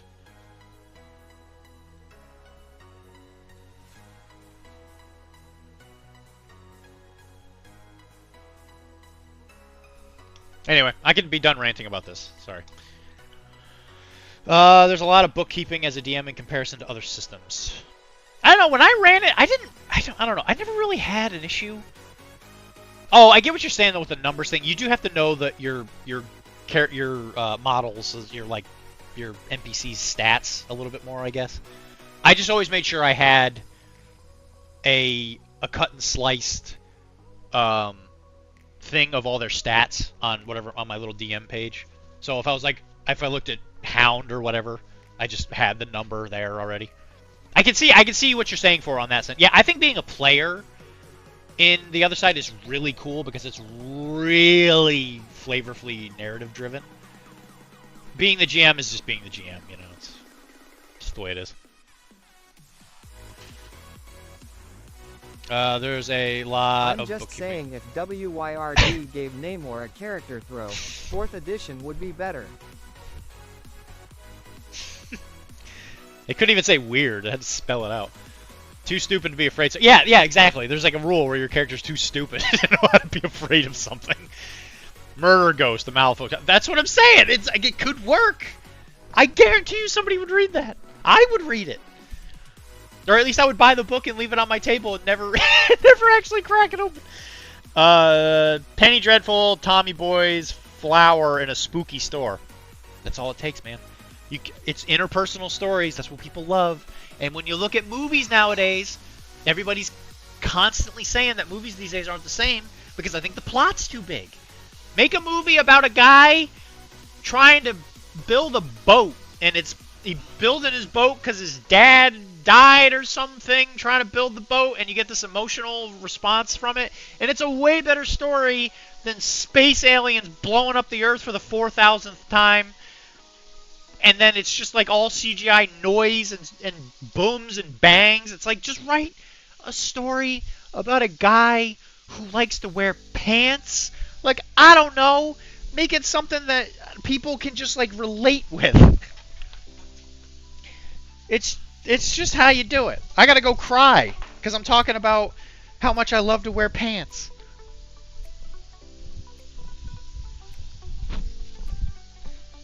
But for real though, I'm bringing over the brig. Thank you. Thank you. Shut up, Bubby. I'm just saying if Weird gave Namor a character for a 4th edition would be better. You know what? I think you're right. I said it. I said it, Wilmar. I think you're right. Sure. Are you going to bed? Okay. So you're not helping me. Write a story about a madam Okay. whose last name happens to be Webb. Or something. I don't know, who cares. I have my investment meeting thing, but I think I'll be home pretty much all day, so I'll be down here and doing whatever.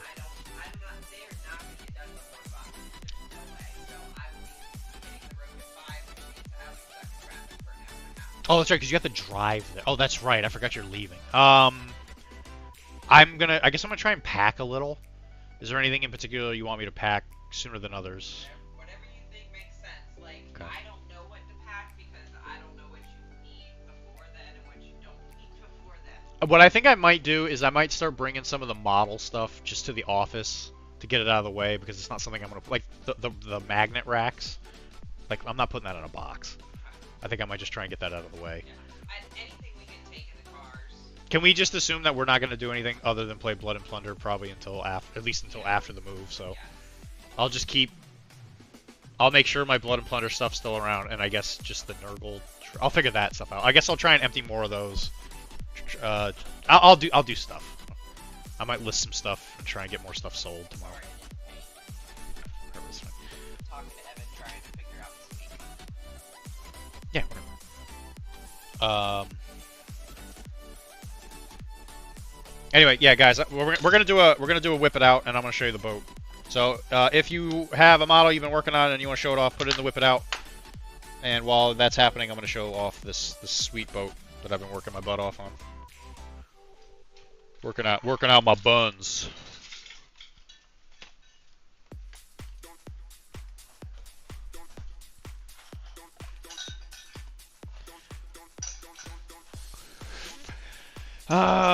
Order the book so it sits next to the unbuilt models. Yeah, exactly. Trouser tears. See, we're already doing it. We can write a book, an emotional book about a man who loves to wear pants. It'll be a multi-million-dollar seller. I mean, they have a book about ladies who give each other their pants, or like there's like a pair of pants that goes to like a bunch of different women, and it tells like the story of like what that woman's doing, traveling pants. Like that's a thing, right? Like, you can make a story out of anything and make it interesting. It doesn't have to be big and bombastic. It's so stupid. The inventor of pants probably felt that way. Yeah, but he did. Time when that movie came out, that was absurd because those women were all very differently shaped, and spandex and jeans did not exist at that point in time. Oh, that's good. Historically inaccurate book. Trash.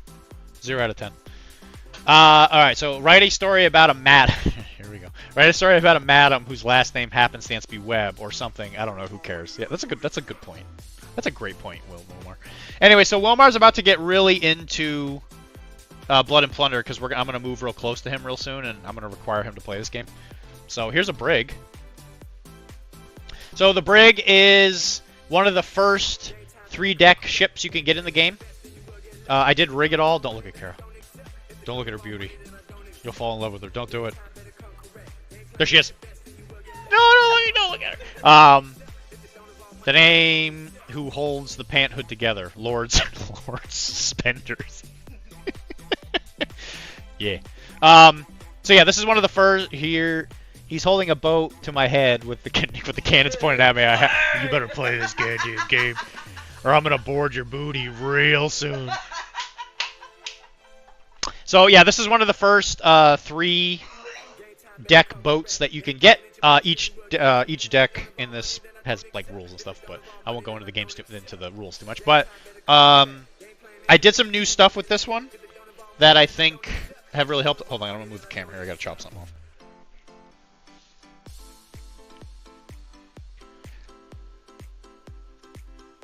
So this one's fully rigged, which means I got all the strings and stuff on it. So this one, I tried to do something different. I learned. He's beginning to learn. Doing the smaller boats that trying to store this with the masts is a little tricky, right? I'll make an order with Firelock, so I'm sure I'll get it quick. I got all my stuff from Firelock really quick, actually. Lazarus Games is a better place. Yeah, unfortunately, a lot of places online have been running out of stock. Firelock is, again, a little... It's weird. Firelock will send you the stuff you order from their website, like lickety-split, unless it's not something brand new. But if you have to order it through a store, they take so meffing long. Oh my god. It's like you might as well just pay the retail price on their website for the expedited shipping experience just to get the damn thing. But whatever, I digress. Yeah, so what I did was the string is actually holding the mast in to the hole. So this is actually removable. And the strings, I balanced them between each side because I'm like a math genius or whatever. They have enough like tensile strength on them that it actually holds the mast in the proper place, nice and even, and so you can actually rotate them too, which I thought was kind of neat. I guess I guess I'm kind of like a nerd like that. But the added benefit. Hold on, got another string here. I'm gonna cut off.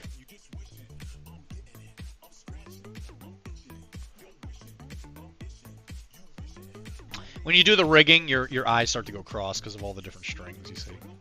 I thought I got them all last night, but I was... For some reason, I just, when I was up last night, instead of like just going to bed and trying to lay there, I was just like thinking to myself, like, I don't want to go to bed because I don't feel comfortable. I don't know what it was. Last night was weird.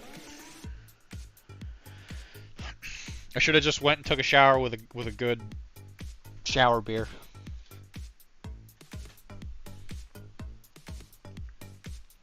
But yeah, anyway, so I'll stop burying the lead. So what you can do is if you are doing this yourself and you need help storing this thing, if you do this, you can pull them out and you can lay the masts down so that they're much more flat. So you can do like that. Obviously, it's a little hard to do with one hand, but you could have this lay down, or you could put them like to the side or whatever. So now you don't have to worry about the thing. There is obviously a little bit of a limitation, but if you do this and you lay it on your side, I don't think you have to worry about the mast itself snapping.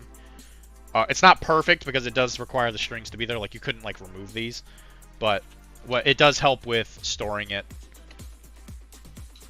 and it is. I don't know. It's kind of cathartic, I guess, on a hobbying level, because you're like, I did that. I'm so cool. Girls are really gonna like me now.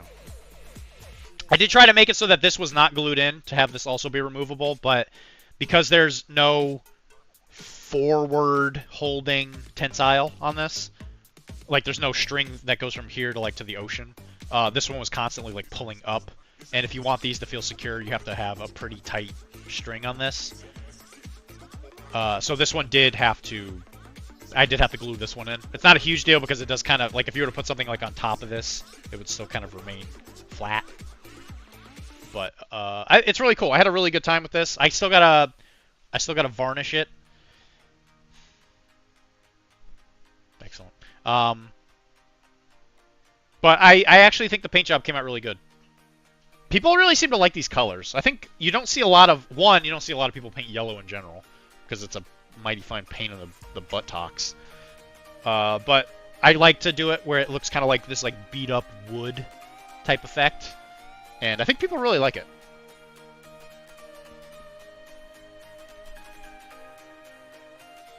And I haven't, since I've started working on this, nobody wanted to play LAN games with me. And then as soon as I was almost done with this thing, everybody's like, do you want to play LAN games? Because I don't want to bring a boat. I'm like, I finally got a new boat that's 3 decks. And everybody's like, I don't want to play C right now.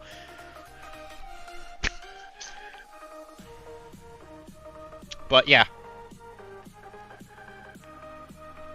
I think it's coming along real good.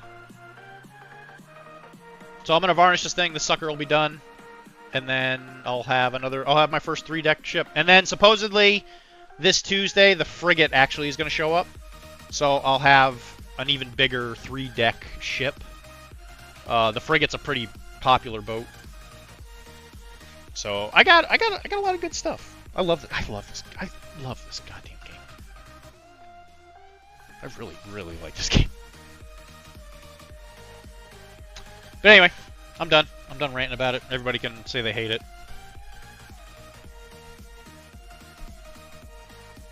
And when you're looking at your painting thing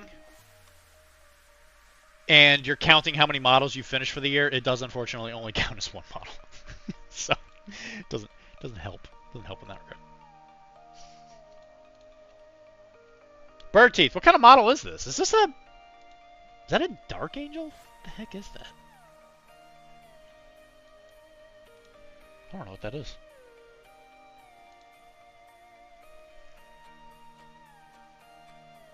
You always brag about boats, but you never take us on fishing trips. I'm sorry, man. I'm being very selfish. Boat trips. So an upcoming game called Marcher Empire at War. Marcher Empire at War, huh?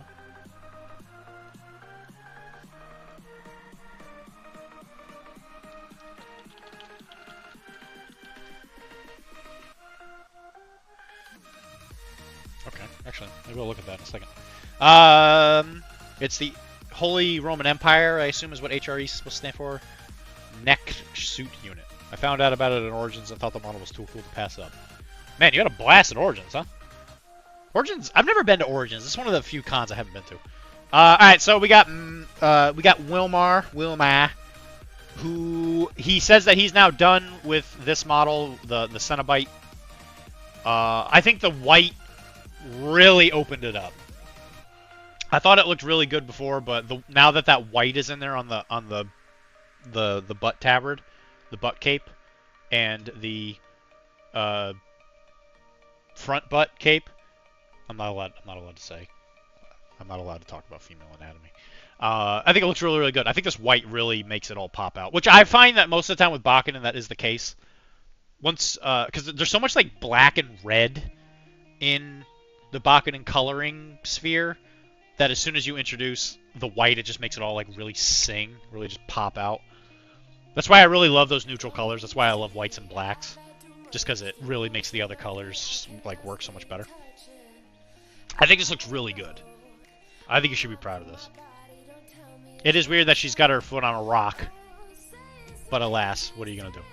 I'm so glad to be done with that model, now only do it 30 more times. There are certain models you're going to use more often than not. In Bakunin, I think Cenobites are going to use them like literally every game, so it's always good to, I guess, do those models first. I don't know. I feel like Infinity's not that bad. I've painted a lot of models for a lot of different games, and Infinity's the one game where I've never really felt particularly overwhelmed after you get the base models done. Because at that point, it's like, at the very beginning, you're kind of painting the framework stuff. Where as long as you paint like your line troopers and your specialists that you know you're going to be using a lot, it kind of just becomes like a, oh yeah, you know, I'll kind of spend a little extra time working on this whatever thing. Usually it's like a tag or whatever. So I find Infinity's not that bad. And because most of the stuff is size 2, like human, I find it's a lot easier. to like get it all done. I guess like I don't know. I've never had a problem with Infinity. Though I hate the remotes. Painting the remotes is a huge pain in the ass because they're so cheap and they're like if you want them to look good, it requires a lot of effort. So you put all this effort into a 7-point remote, but you're gonna use that remote like literally a million times. So it's like you just kind of have to do it. I have a low ceiling for painting models. After a certain bit, I get real tired of looking at them. Yeah, no, I feel the same way in a lot of ways. I think I've finally reached the point in my life, especially painting for other people, I've kind of just managed to like clench my buttocks hard enough to not worry about it. I'm doing remotes next. Meteor's on. Came in clutch today against Shots. Yeah, Meteor's On's are really cool. Especially when you realize it's a repeater. Not only is it a combat dropping parachutist remote with a okay BS, I think it's like BS 11. It's BS 11 or 12, I think it's 11. But the fact that you can drop that sucker and it's a repeater is kind of nuts. Repeater was repeater doesn't sensor doesn't come up a whole lot, but man, when you need it, oh my god, man, it's so good. And those like just rare little stupid situations that you need it. It's the typical Infinity thing where you pay points for like a rule that 9 times out of 10 will do nothing, and then you just happen to go against that one person. It just like devastates. Yeah, again with Shots especially because he's got a bunch of these stealth tokens. You're just like, oh, I'm gonna sniff, and then you like a bunch of things just like pop up out of nowhere. You're like, haha, idiot, I did it. But yeah, I think it looks really good, man. It does work into Shots, and it overstayed its welcome in the best way. Is it one of those things where he kept shooting it, and you just kept passing those armor saves, and you're just like, why does it not die? I've definitely had some stuff for that. Okay, while we're talking about that, we have, I believe this was Cord, right? We were talking about Cord? Oh, Bird Teeth, sorry. He was saying that this was from some game I'd never heard of. That's really cool, though. Is it supposed to be like... Is it Holy Roman Empire? Is this supposed to be like a Protestant versus Catholic thing? Is this like a futuristic 7 Years' War thing? Because the Holy Roman Empire existed until Napoleon. Napoleon was the reason that it got disbanded because of the Confederation of the Rhine, right? Alternate history, World War II. Okay, so we're at World War II then.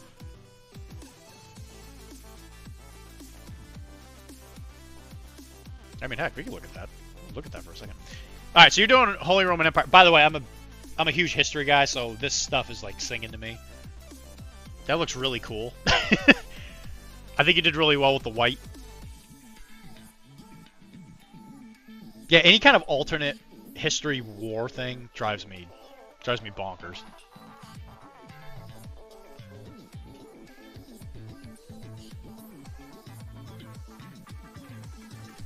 I really like this balance of color. Is this model done?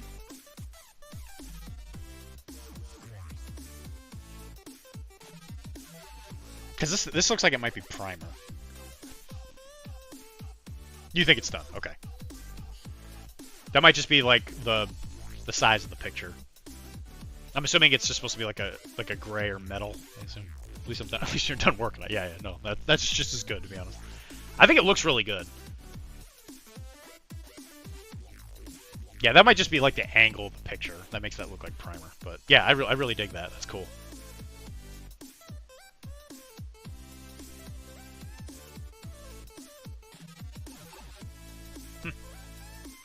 That's really neat. Yeah, that's just great armor. Okay. Big fan. All right, let's take a look. Golden Dragon Games. This is probably a game that I will never play, especially not right before I move, that's for sure. What do we got? The world of Marcher is like our own, one of infinite complexity and detail. We're working hard to discover these details and share them with you. As such, there are 6 planned major factions with minor factions coming later. Below, you will find more information about them. Did they give you the premise of what the universe is like? What was the difference, right? There's always a MacGuffin. Like, did they find did they find like a magic fuel source or whatever? Heck yeah, man. Let's start with the United States. I'm a big fan. Big fan of the United States myself. Yeah, look at that. 7 Years' War right there. Right there, baby. I knew it was coming. 7 Years' War is kind of the year. It was kind of the war that the Holy Roman Empire kind of ceased to matter in a lot of ways. I think, so it's always some kind of magic gas or whatever. Yeah, and then they got the robots in outer space. Yeah, that's always how these things go. Early Republic, Imperium Americanum, National Extraplanetary Administration.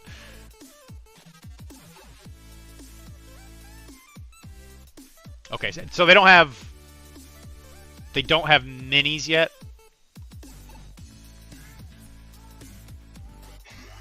I just have a bunch of lore. Which I love lore, don't get me wrong. I need the models. Give me the models, the dough. Here we go. Yeah, this is what I'm talking about. Hooray, Imperialism! New French Republic in Canada. Okay, that's interesting. So, 7 Years' War, that makes sense, because that was when France kind of lost control of Canada, I think. I think that was 7 Years' War. They called it something else, though. I think they called it... Dylan yearns for the deep lore. For the deep lore. Especially when you start talking about 7 Years' War. 7 Years' War has so much interesting history to it. It's so wild that we don't think about it more. Because that has so much to do with, like, the schism between Catholicism and Protestantism. Obviously, we're not, like, murdering each other over it quite as much as we used to. Still kind of interesting. Sorry, the links don't work. Wilmar, can you okay the link since you're a mod? I don't know if it gives you the option. I just think the phenomenon, especially because the Holy Roman Empire has Zeppelin soldiers with jetpacks. I mean, gotta have that, right? There's nothing more Prussian than Zeppelin jetpack things. We're going Rocketeer all over again. I think they discovered yeah, it's always magic fuel. So, African Commonwealth, the Sultanate of Egypt. And this is World War II?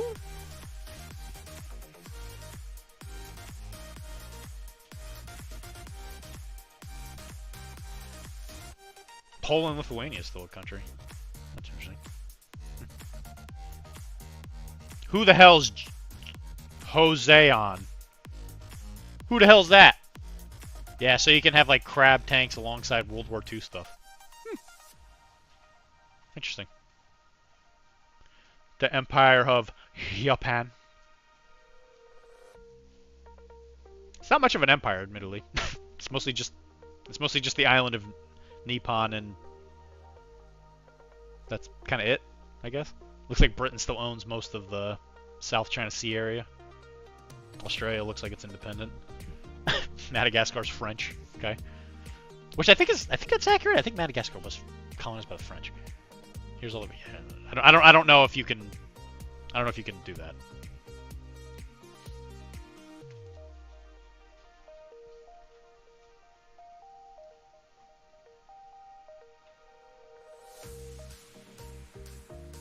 Those definitely look like 40K models. Okay, so it's one of those games where it yeah, there you go. There's the Mr. Jetpack. Russians are still very Cossack looking driven. Or that might be Prussian. I mean, you gotta love a explosive charge wielding motorcycle lance troop. You're a man after my own heart. Nothing. The thing is really locked down. Look at the mustache. I know, right? Look at the mustachio on this man. That mustache goes all the way around his face. My God. Look at this fine mustache. Think of the mustaches. Posted on the general channel. Yeah. You can do that for sure. Kickstarter. Okay, so they've released the United States infantry stuff. Okay, you see, that's kind of sick. You got this like giant Sherman. Alright, so they're doing plastic kits. That's cool. Very old GW.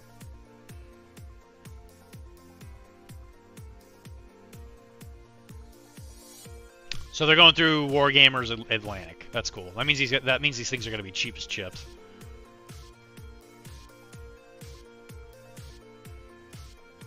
Well, there you go.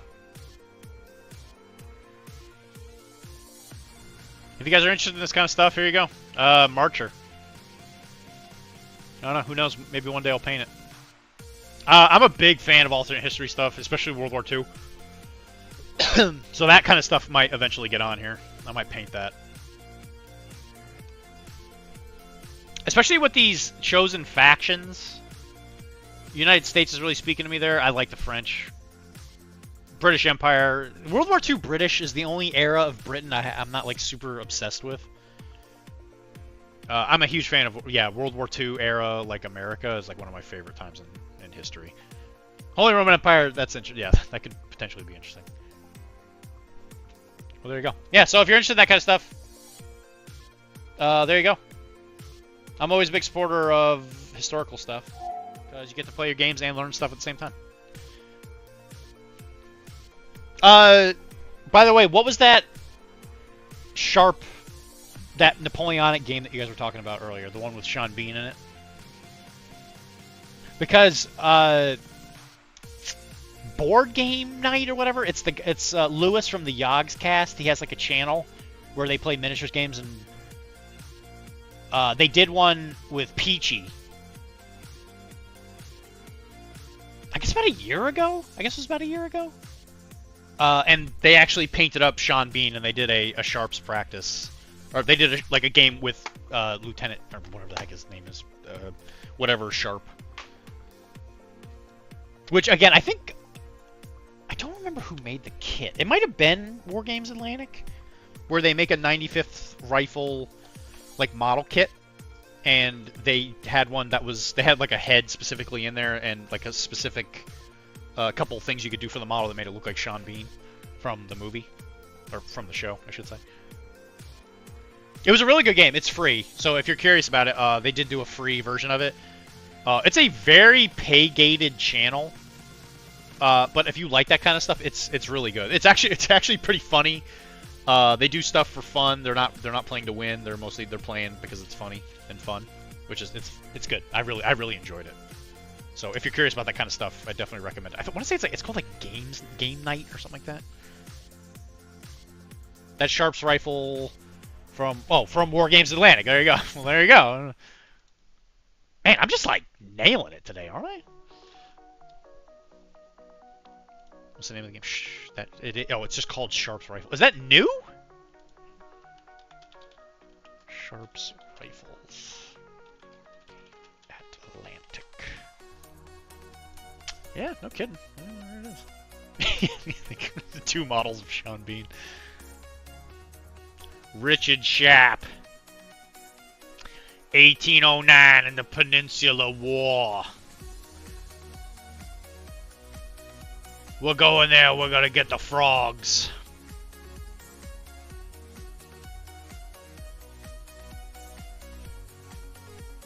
It is a officially licensed game. Hard plastic, we have the iconic Lieutenant Richard Sharp, as he would have been January during the events of Sharp's Rifles.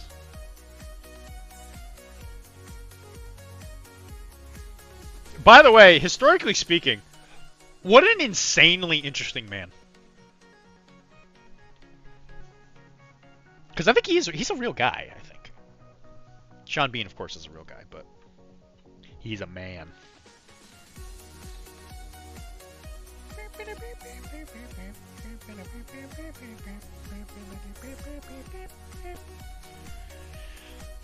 Do they have any like oh, they do the Barons War too. I've been seeing that pop up lately. But what a weird time to be alive. So many games coming out these days, man. It's crazy. The Barons War is another one of those ones where I've seen people playing it, and it looks really neat. That's another one of those eras of just like, there's a lot of really cool things going on. Again, much more like small interpersonal storytelling, if you want it to be. Again, it's not like, the entire world is at war. What will we do? The alien invade. No, it's like, hey, some guy is angry at another guy because he doesn't have enough room to, like, raise his sheep. Let's murder him. Let's go over to his house and beat him to death. The stupid little things that we do.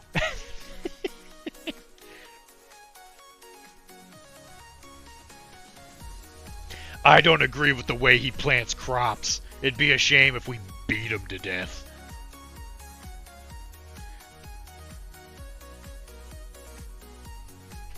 "1,000 years ago into the future, my father told your father that he was a lame ass. We will never live this down. We will murder you till the day you die." And the good news is that with all these games, I can always just ask Wilmar to play it with me.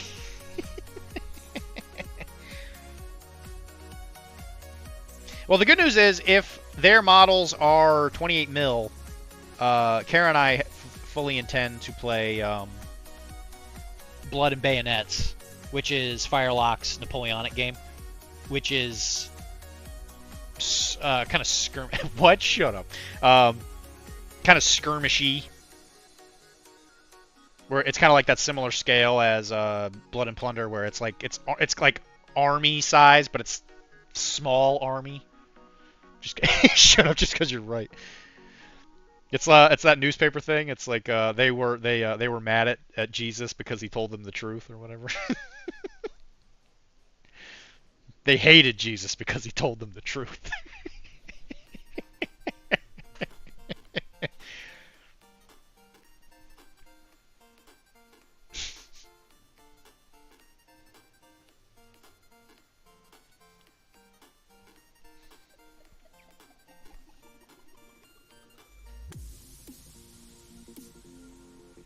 So, out of curiosity, Wilmar, you'll play these like historical games, which I love, by the way.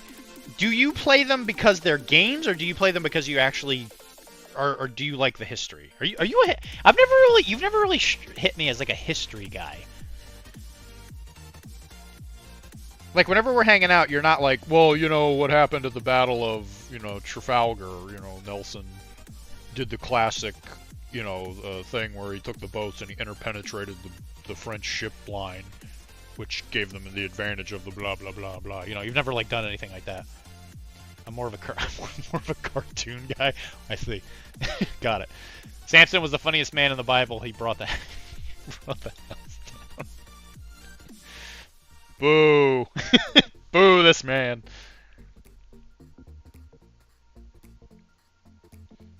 They hated Jesus because he was right. Because he told them the truth.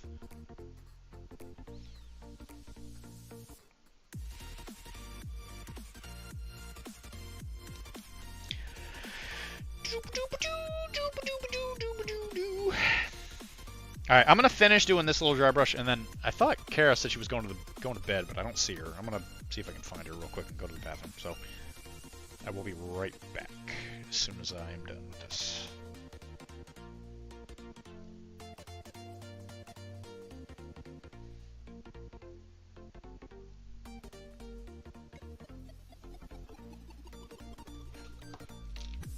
Okay, I'll be right back, guys. I gotta go to the bathroom.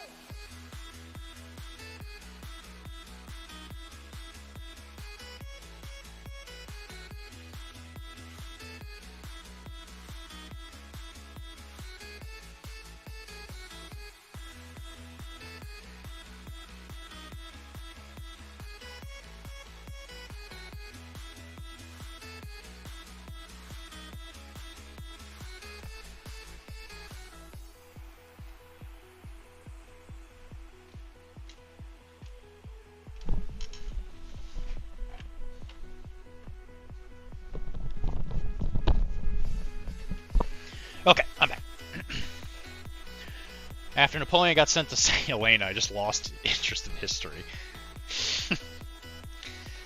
You know, I'm a guy who loves a good, like, I forget how you say it. It's like meritocracy, like a system based on merit.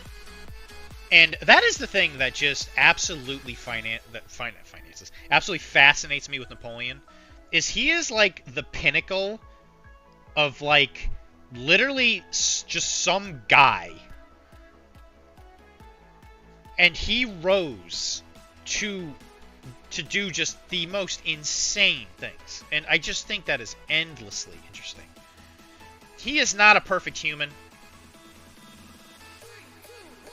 He's not perfect, but the fact that he could do half the things he did is nothing short of absolutely mind-blowing. That he was a real person. And I think the fact that this regular Joe became one of the most well-known people in human history. He had an era named after him. He was literally just some Italian man. It's just like amazing.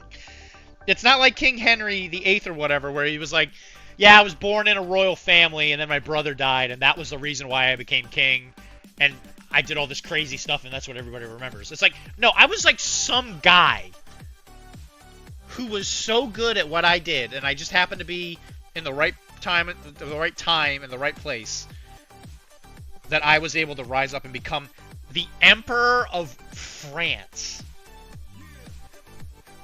Insane. To actually answer your question, I play for the games. If the game grabs me enough, I'll look into the lore, or in this case, the history. Yeah, I figured that was the case. Because like I said, you don't strike me as someone who's like not intelligent. You've never given me like a wild love of history of what white people will be doing to each other in their free time in the 1700s when they start blasting each other. Those strawberries are quite tasty. I'll keep that in mind. And there's pizza in there too if you want some. Was that Don? That was Papa John's? Papa John's. I might have a piece or two of that. You see, it's that issue of I had a pretty decent lunch. I'm not gonna feel hungry tonight, and then tomorrow I'm gonna be famooshed. Just have some strawberries. You don't have to have pizza. Also, I was looking at my. I'm gonna turn off my microphone.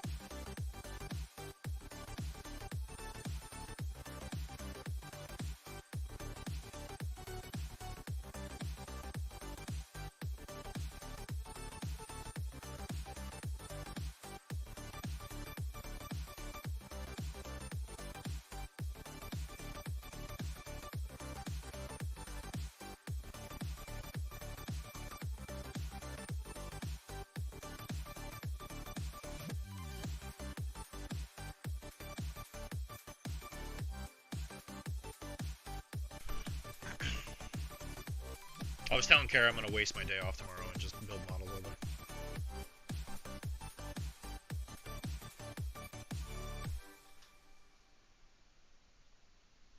Hey Walmart, can we borrow your truck for the move? You got like a Ford 150, right?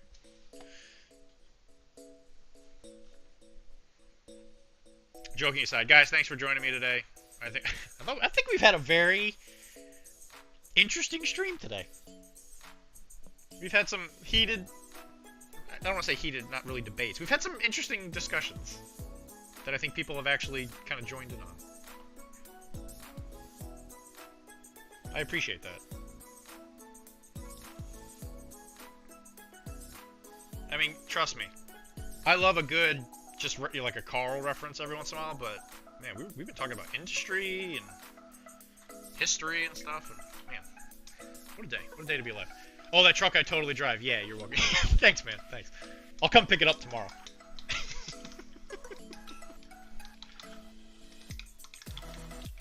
Well, I'm being serious. I can, with the help of my dad, we can get you a car. Pretty cheap, quite honestly. We might have to go get it, but we can definitely get you a car pretty cheap.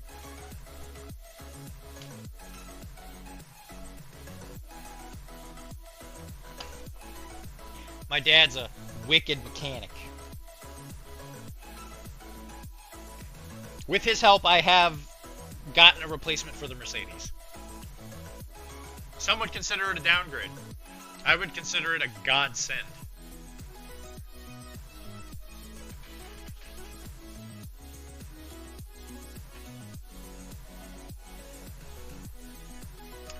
Okay, so we are gonna paint. I guess we're gonna do his red jacket next. Are we gonna have red on her?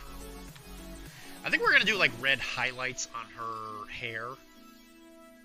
Maybe we'll do her as like a blonde to really like make this kind of sing, and then we'll do like red highlights. I think that'll look kind of cool because of the red Generation Red thing. So if that's the case, maybe we should do that hair. Yeah, we'll do the hair first. We'll do all that red at the same time. Yeah. Yeah.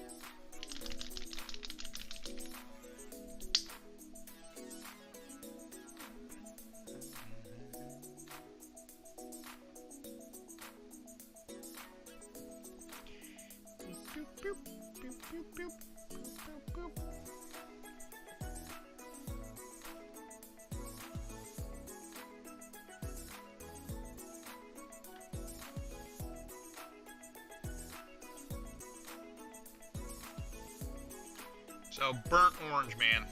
It's the new Scrag Brown. We haven't scragged in a long time.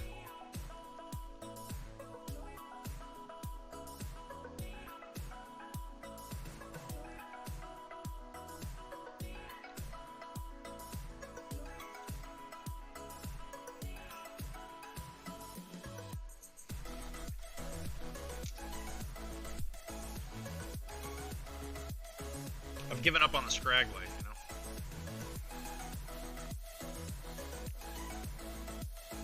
One day you're scragging with the best of them, and then eventually you find yourself burnt out on the side of the road, you know.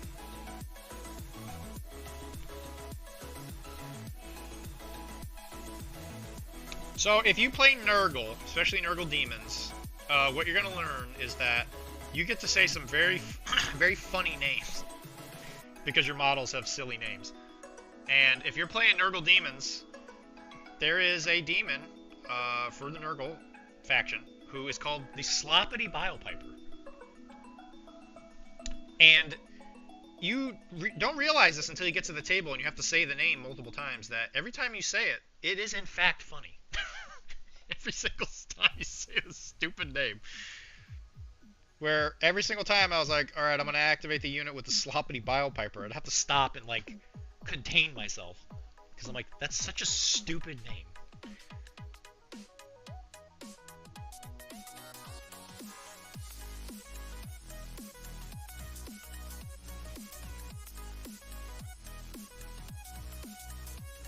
So it's true, ladies and gentlemen. I am still a children.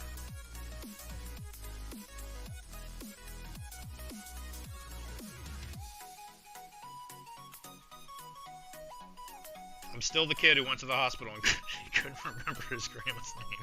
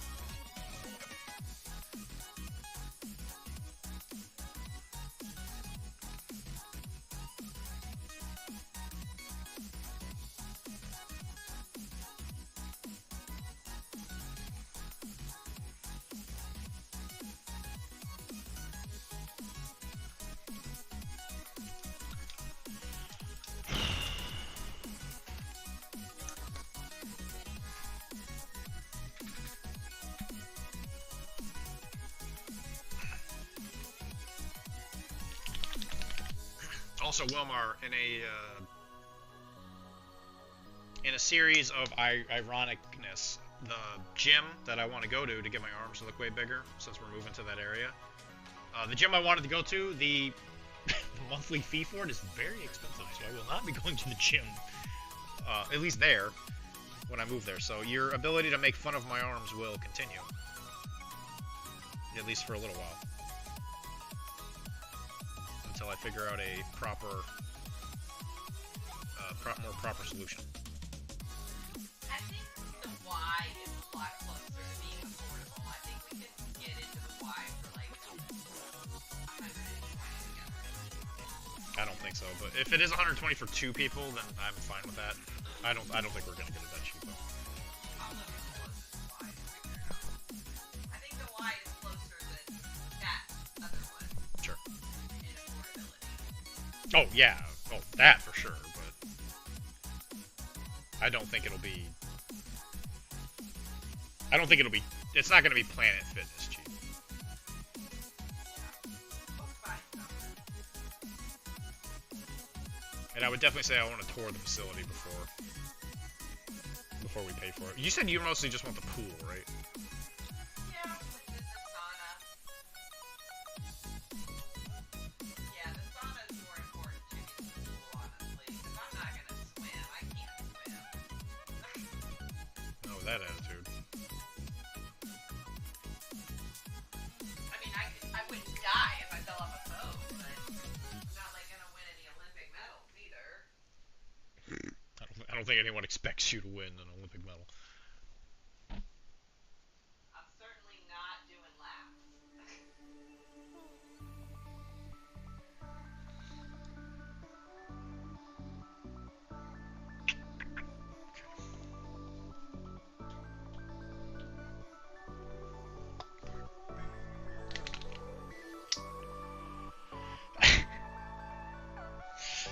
I don't make fun, I only speak truths about the tiny arms.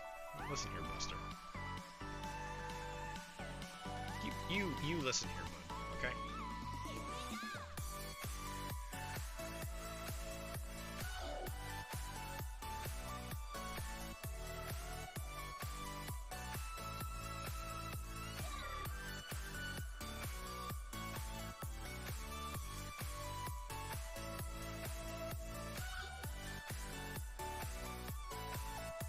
You best calm down.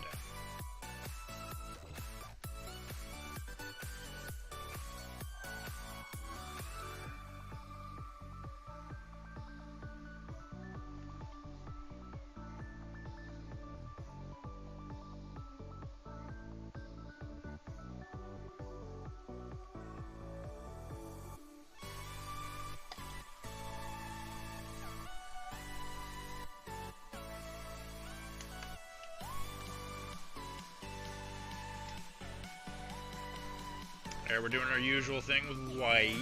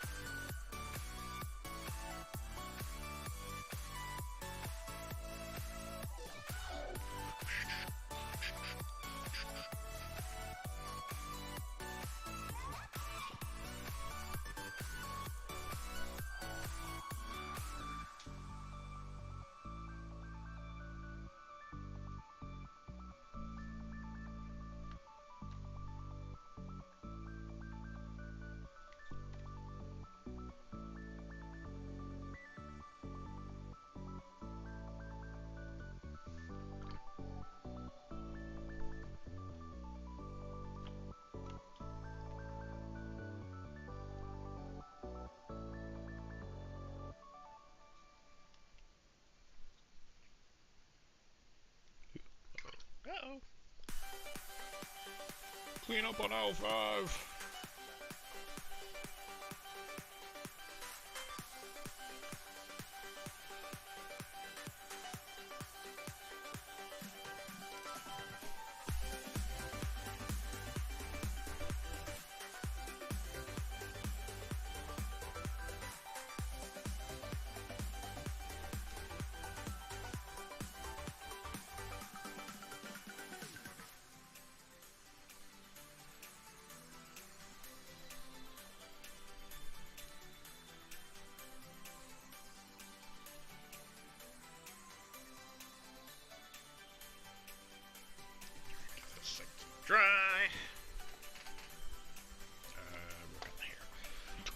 Yellow. Mellow yellow. When do you get to start moving? That's actually a good question. Did we actually get a heads up on when we get the key? Supposedly the first of next month. Probably the first. So, Tuesday, you probably have to Tuesday. figure it out Tuesday after work or lunch or whatever. I mean, I can't go that for Tuesday. Because by the time I get out of work, I think it's closed. Well, lunch. I'm like, yeah, I might go. If not Tuesday, Wednesday for sure. I don't know. I'm not entirely sure. We plan on being, or at least trying to get in there, maybe third week of next month. Later than that.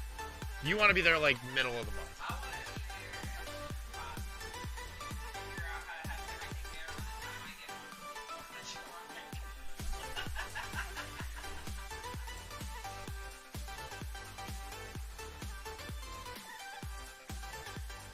Because the drive there from here is about 40-ish minutes.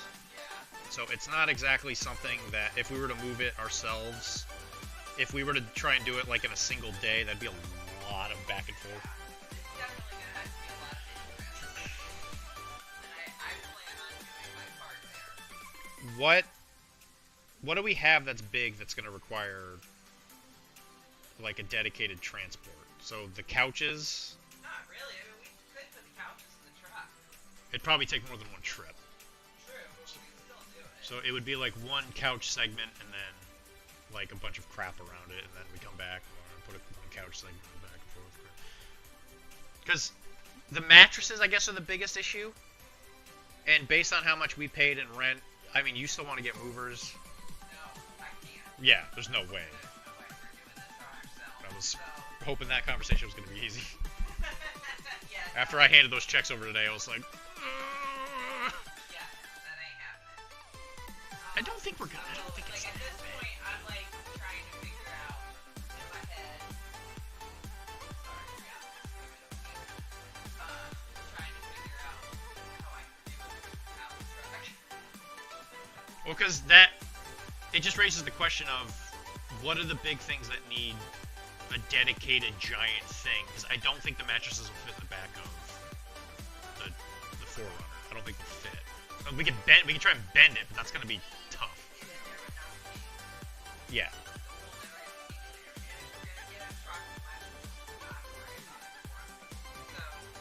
But that's the question. Are we gonna get a truck? I think we'll have to get a truck. Okay, so then it's not worth bringing over the chunks of the couch because we'll just do that on the same day we get the truck. So really, it's just removing a bunch of multiple trips of little things, and we could probably get away with whatever the smallest truck is. Yeah, I think so. If we're really diligent, moving things in the cars every day. Because obviously, I'm willing to do it any day but Tuesday that I go to work. So you figure, even with the ability to make 4 trips, right? We can still do one trip on Tuesday No. at lunch. You pack the car and then you take it over at lunch, and then you still have time. It doesn't cut into 8.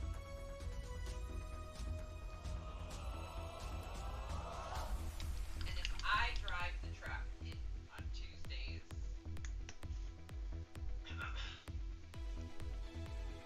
I can take the load as well. But then I want to drive to the store. I want to ride to the store. I'll take a look at things to the house, but I want you to take it to the store one day. We would have to go pick the car up.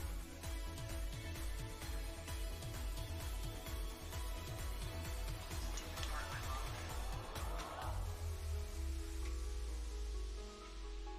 Or your office. And we'll figure it out from there. Alright, that one's gonna require a little more planning. That's whatever, but okay. Yeah.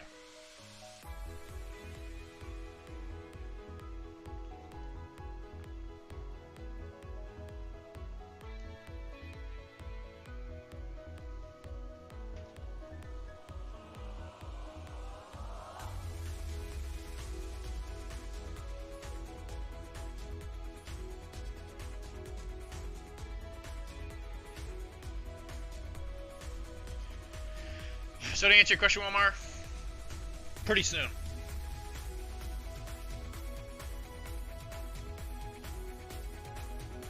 And I'm hoping that this move is going to be one that lasts like pretty long time. I'd like to be at that location for a very long time.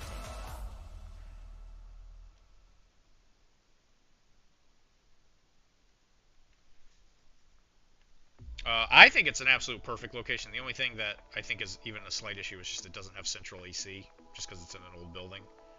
So we just have to make sure we got ACs ready, you know, especially since we're moving in the summer.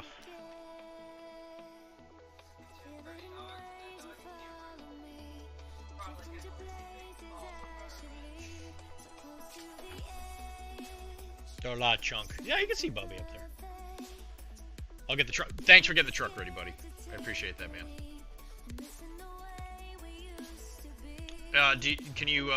Can I pay you by getting you a new set of 3D printed truck nuts? Is that how I can pay you for the truck?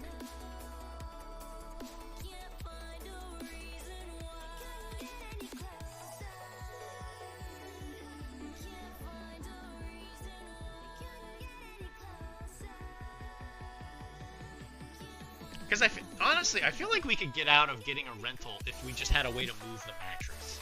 I don't think there's anything else that's big enough for us to need a dedicated vehicle for it.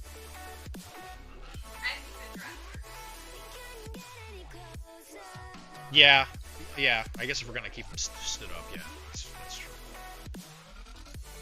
Okay, yeah, whatever. Yeah, we'll get a moving truck. That's fine.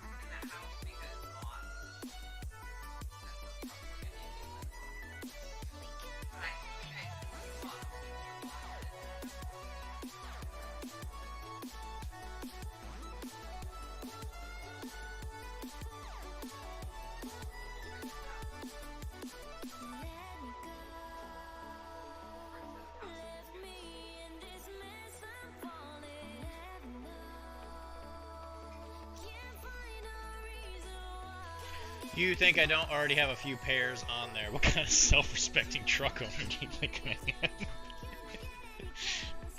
am? I don't know. I'm sorry, man. I really dropped the ball there. Sorry.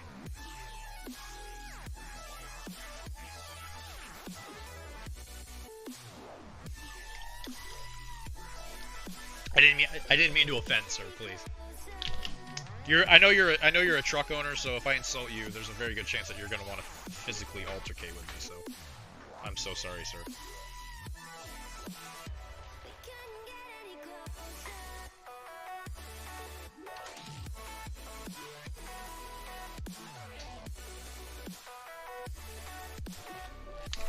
You know what? Forget it. Trucks and truck. No! The truck and the truck nuts are off the table. No! I really dropped the ball on that one, sorry. I had a truck, and I forgot that he already has a pair of truck nuts, and we're not allowed to use the truck anymore. So you didn't have anything ever? I didn't have anything at any point, no. Good night. You have that amazing, collapsible ship. I do. He's jealous. Yeah. He's jealous that I got a collapsible mast brig. Yeah, and that's you know he's I'm closing down the studio. to you by keeping the truck away. You think you know a guy? You do. And then he takes away the. He's got some truck nuts, and you find out it's just a bunch of truck titties.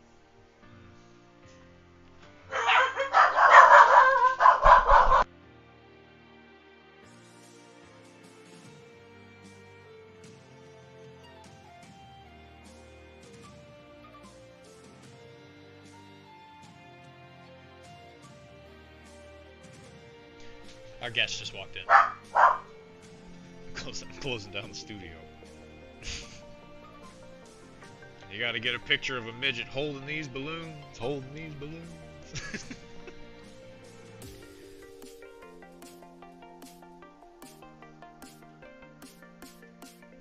Breast milk, you make my day shine.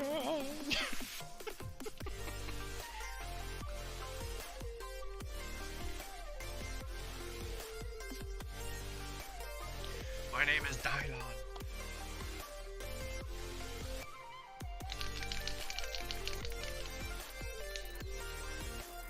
Take a look at the world's 5 best rappers.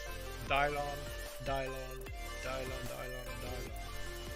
I spit hot fire.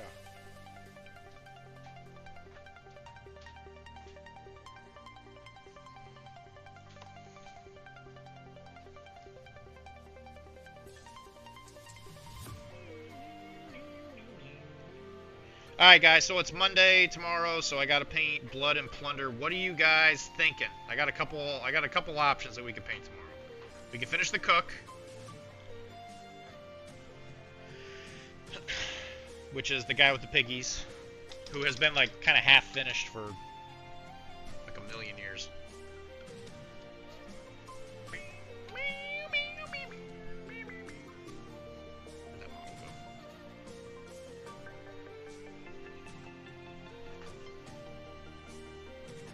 I had his model just a second ago. Where'd it go?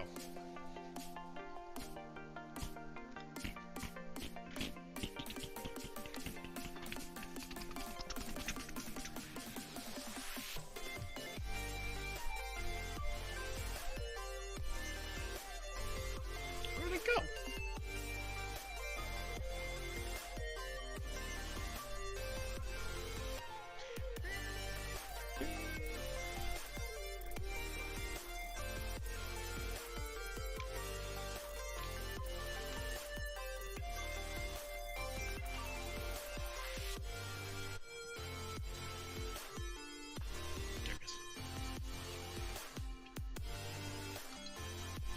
So yeah, we got a couple options. We got the cook, the guy with the piggies.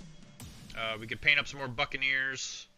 I might just pull one randomly from the pal that has to get finished.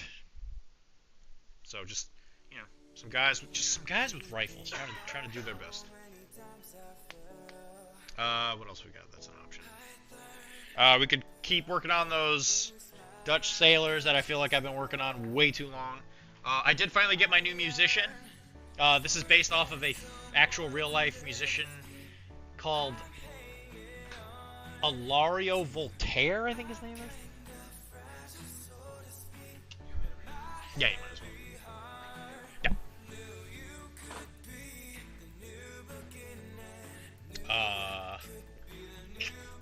Yeah, he's gonna be mostly black. I think this entire model is mostly just black. So, we can work on him.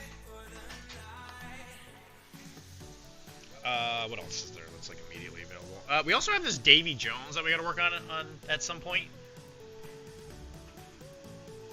I don't know if I want to start working on him tomorrow, just because this is gonna be after Nova thing.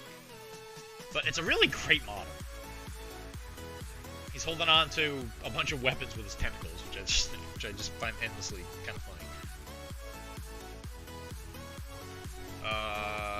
So I don't know.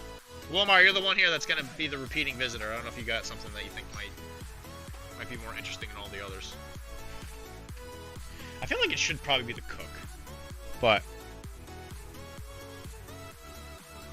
I'm down for whatever.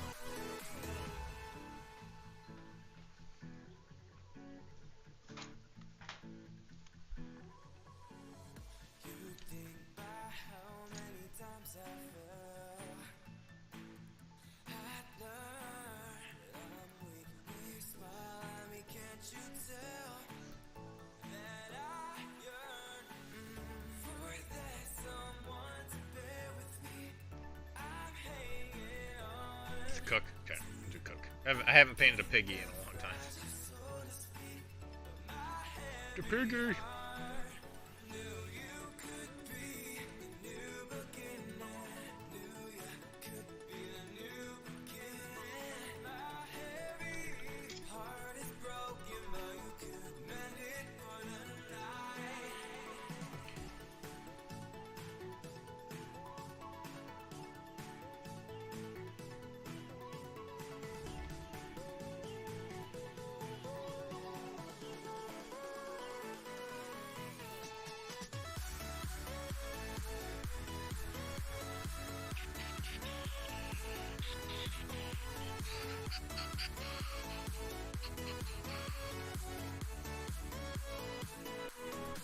long time since I've had to paint a model with jorts. I'm not sure if I've ever had to do that actually.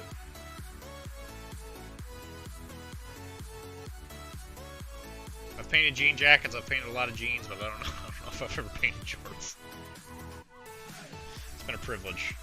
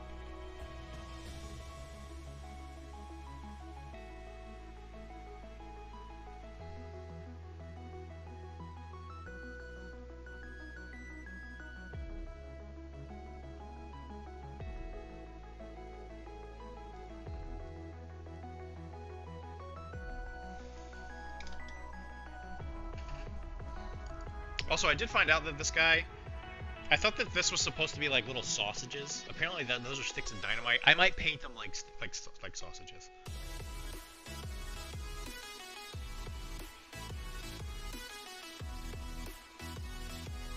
To continue the cook theme.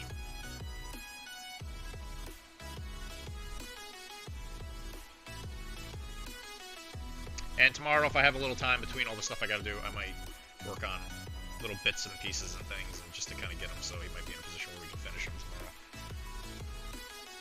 Again, not like anybody gives two random craps about what I do. Figured I'd just put it out there.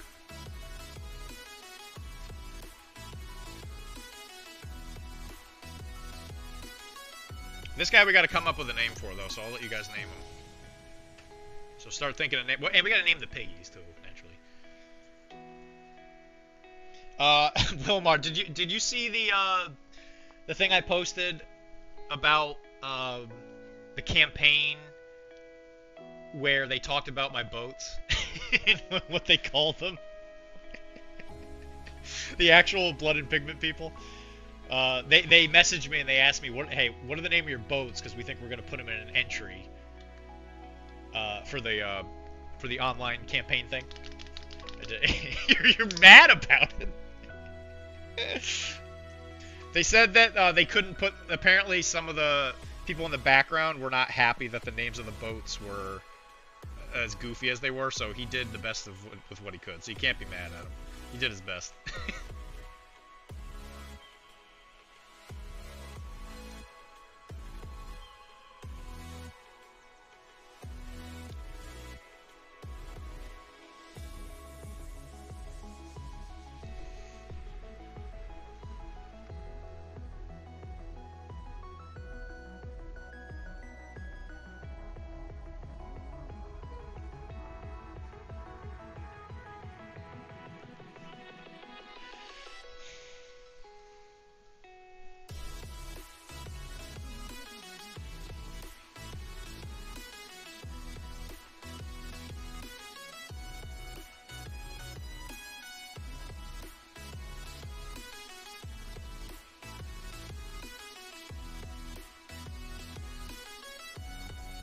For a young girl, this girl's got some serious Farrah Fawcett hair.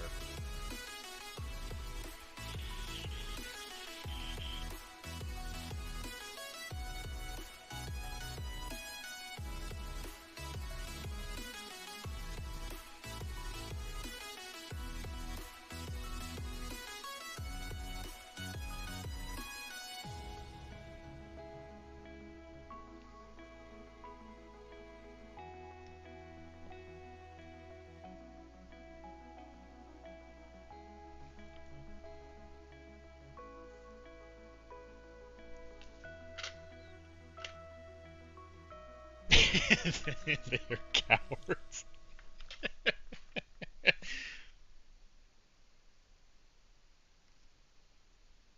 Yeah, they sure are. You know what? If I get my hands on them, I'm gonna let them know. Hey, listen here, bub. I think you're a big, lily-livered sissy pants. You know, I bet they play Spanish. I'm gonna put it out there.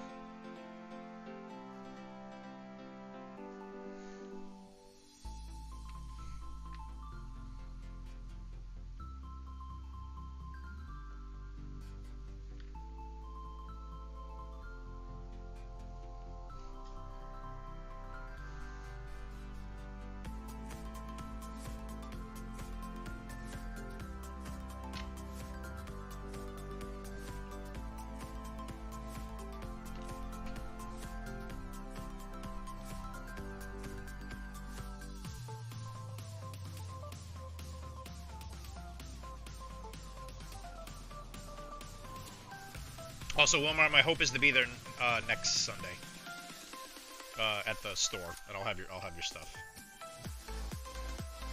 I was thinking I might be able to stop by there after I left Toy Soldier today, but when I got on the highway, it was like to get there it was like an hour and a half, and I wouldn't have got there before they closed.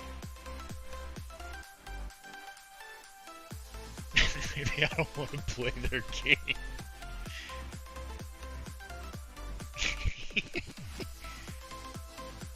I mean, you can have a silly name for your boat. I just don't know if they want you to like broadcast it on their sweet campaign thing.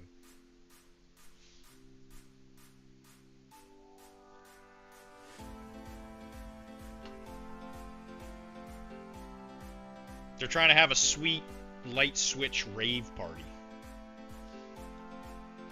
I was there until 7:30 playing my Infinity game. Well, whatever. Maybe I would have made it, but whatever. I needed to come home. I needed to take a nap regardless, so thankfully, I think I made the right choice coming back home anyway. I sat there and I could feel the oxygen stinging my eyeballs, and I was like, do I drive down there right now? They're going to be closed. I definitely don't even want to check.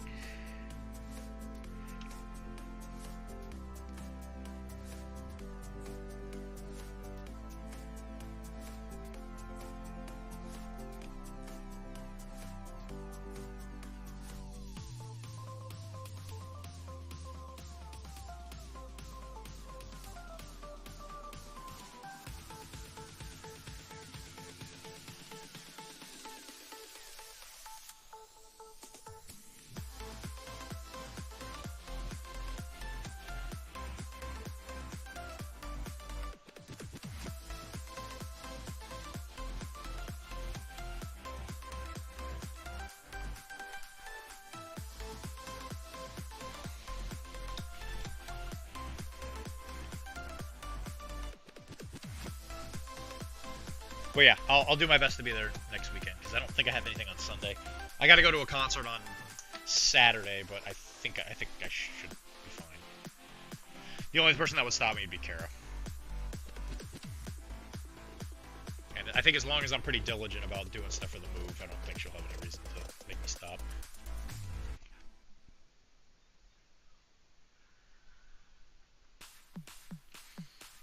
Alright, so let's try it.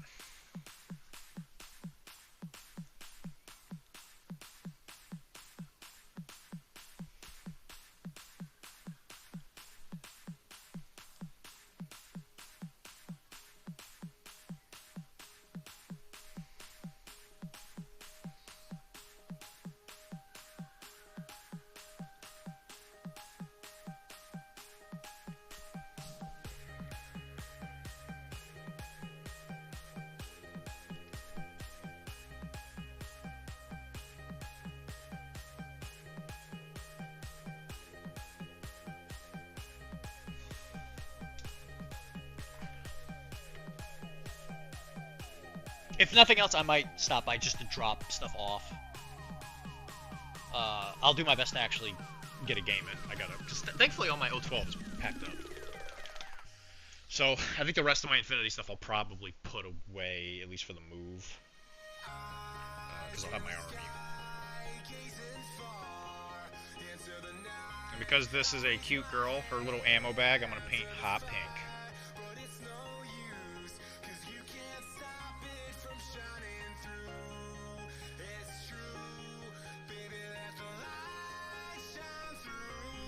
when you're in the combat zone, you don't need a purse, but you do sure as heck need an echo bag.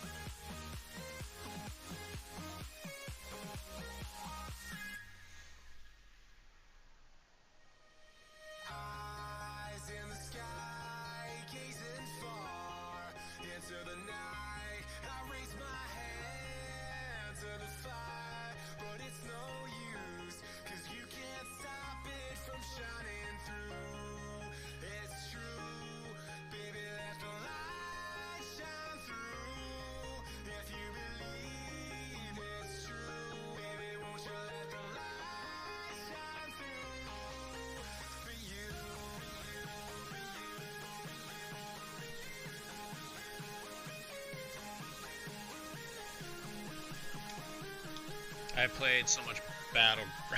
So much Battleground.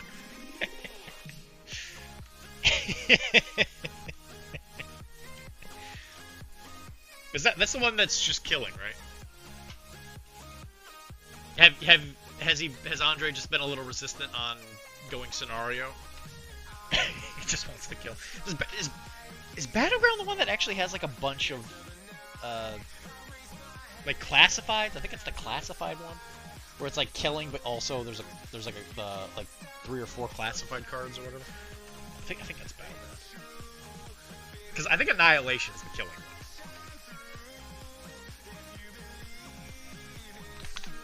So much Battleground. Yeah, especially if you're running like a little league like that, having a couple of the objective container box things are kind of necessary, especially if you want to do stuff like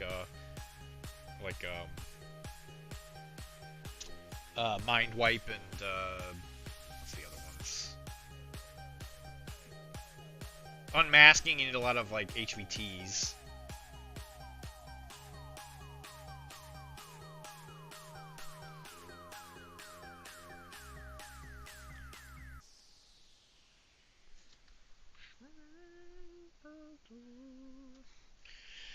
It has the 3 bands in the middle, so you have to make sure you put. Oh, yeah. Yeah. The area claim one. Yeah, that's a good. I like that one. That one's pretty good. We did that one. I already mentioned that we need to start adding a new mission to each section of the league. Yeah, that is definitely a good idea. Even if you went with just a different version of area control, you could go quadrant. Quadrant control, which I think is supremacy. I think it might be supremacy. One that you could like learn with another person is you could do I think it's highly classified. Highly classified is where you share a deck. That one might be good for newer players because that way they can like both be playing for the same ones.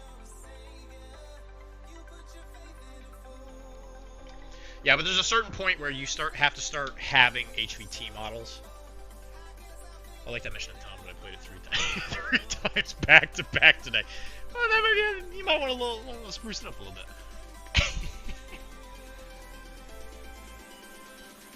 I really like quadrant grid control just because, or supremacy or whatever it is, because not only does it have the quarter control part of it, there's also a button in each of the quadrants that you have to push.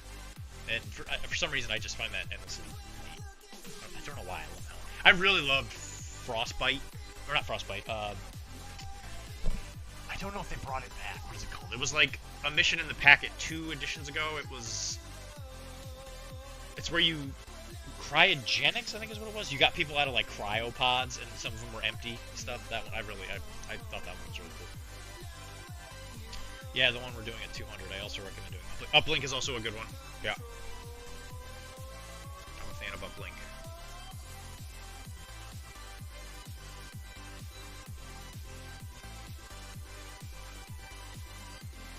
Yeah, anything to just kind of spruce up not just killing missions, because Infinity definitely falls apart pretty quick if you...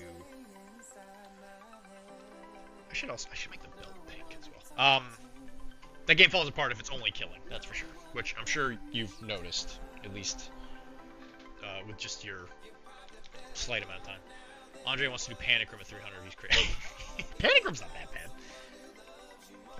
I don't mind the ones with the BTS zones, the Biotech War virus ones. I don't know why people are so uptight about those missions.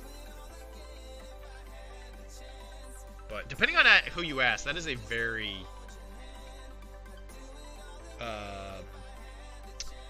like polarizing, I guess is the word I'd pick. It's a very polarizing mission.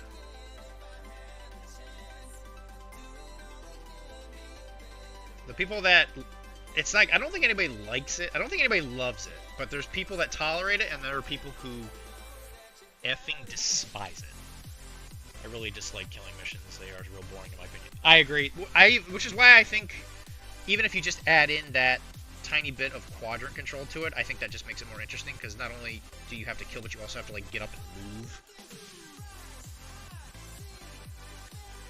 So if you have a killing mission, I think you also need it to be a quadrant mission, just to be interesting. Otherwise, just killing. Yeah, because I don't think Infinity's not great with just killing, because certain factions do that way better than others. And I don't think the internal balance is there to manage that very well.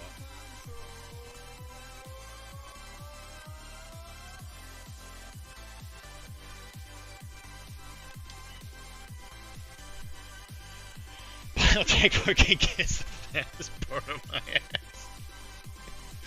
Yep. And that's what I'm talking about. Some people really hate that mission. Biotech War forces you to be uncomfortable. It's interesting how it does it. Because you cannot sit still. You just straight up cannot sit still. And you have to move quickly.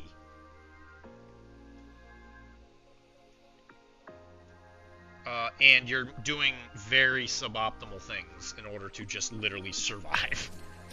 Which I think makes it very neat. Again, I'm not like its biggest fan by any means, but I do understand like what it's going for, and I can appreciate the approach, I think.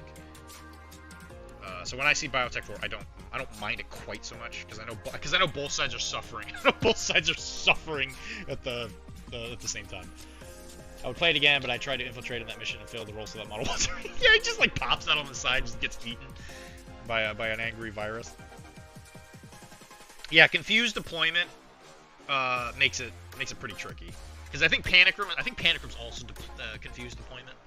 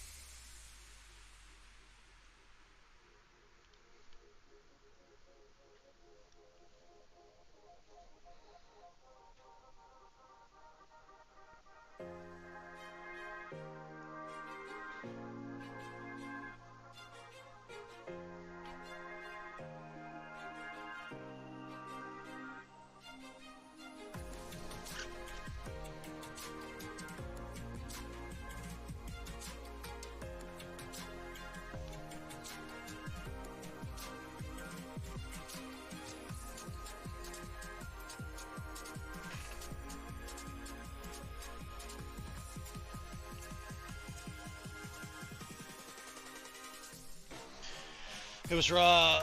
I would play. It was rough with my BTS 03 and Andre was swinging to BTS 6. Well, because he's playing Hawk. Yeah, it's definitely one of their strengths. And it's definitely interesting if you have a army that's more focused on like remotes and stuff like that, because now all of a sudden you have to roll the 2 dice.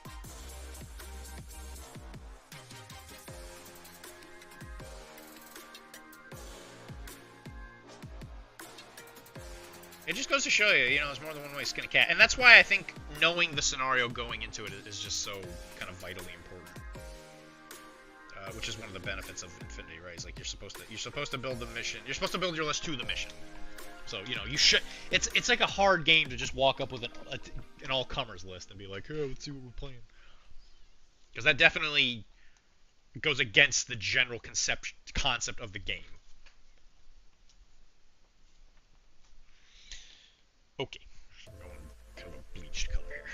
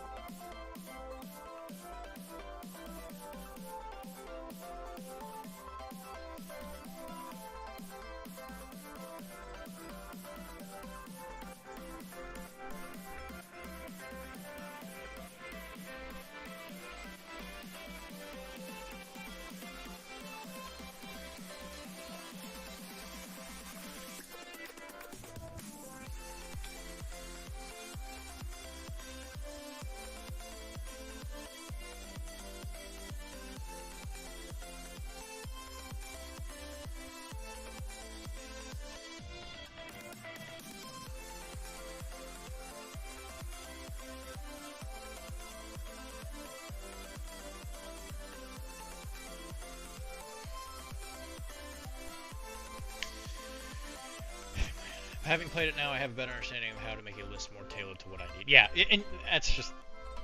It just comes with the territory. It's what practice is. I do have Battleground down at 150 points. It would be cool to see it at higher point values, though. Yeah, at that point, having big chunk monsters who can just, like, take a board quarter, and you know that them being there creates, like, an issue. So, like tags, again. Because if you have a tag standing in there, your opponent knows that they either have to kill it, they either got to shove way more stuff into that quadrant than that board section than they really want to, or they just have to give it to you. So especially if you can get it in that enemy's third, and you just make it just a real pain in the buttocks to get rid of, yeah, it's interesting. And especially when you know the difference of like when scoring happens, because if it's a mission where the scoring happens at the end of the game as opposed to the end of round, you know that the game is annihilation until turn 3. You can kind of set yourself up for some combos here and there, and you can kind of get ready for the general gist of where everybody's going to want to be at the very end, but it's all killing until the chips are down on that last turn. And it's one of the few games I find where going second has a palpable effect on how the game's played.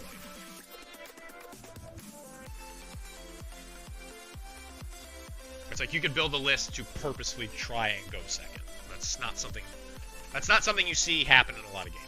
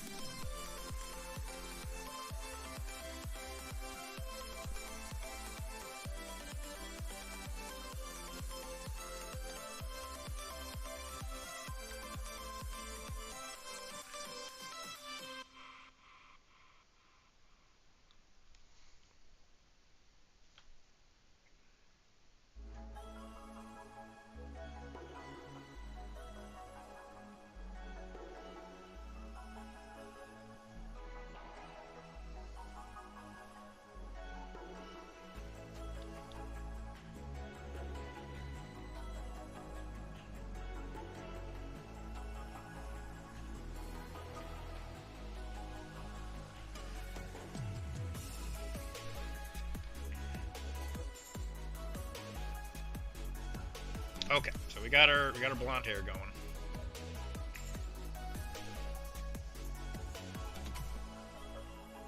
That came out pretty good, actually. I have liked going first in this game so far. Yeah, there's definitely a lot of scenarios where going first is better. Anything that requires a lot of murder, you definitely want to go first. But if you have a scenario where there are some scenarios where going second is just so good. Anything that requires you to have control of something at the end of the game, going second has a palpable advantage. Especially, but mostly at bigger games, because at smaller games you'll notice that it's a lot more swingy, because it's a lot easier to kill your opponent's list. Because if you have one good kill streak, then it's definitely a lot harder to come back from. At least what I've noticed. Alright, so we got a little red.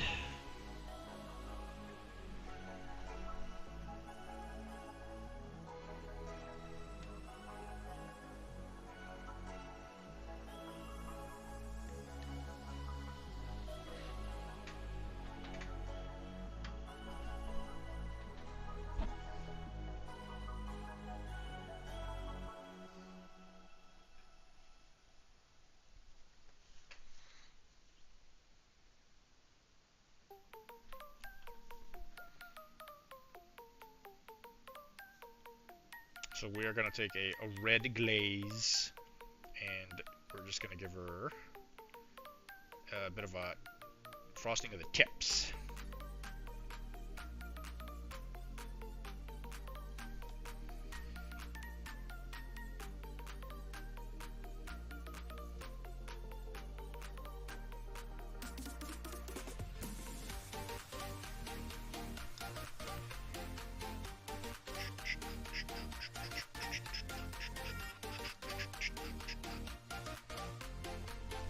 Dry.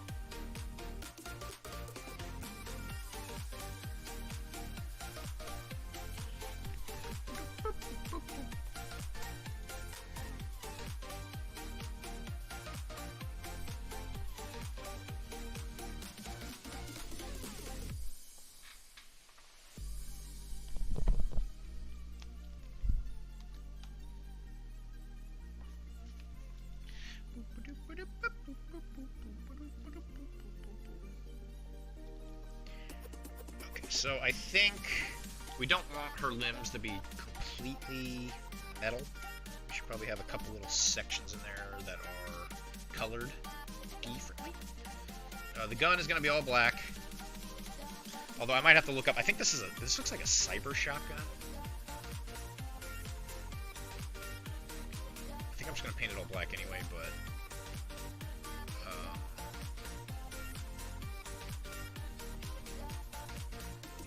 we should do something with some of the cybernetics.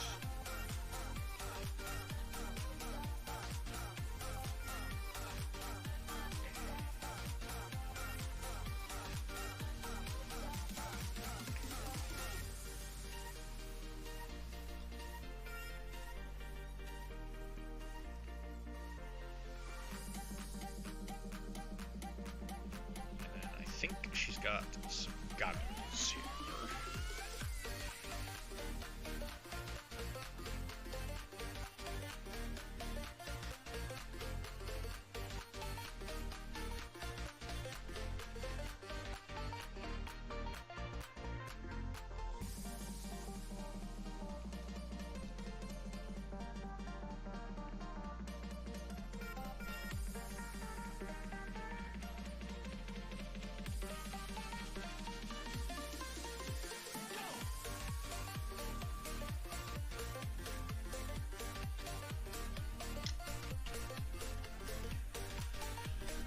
Okay, so these are going to be painted gold.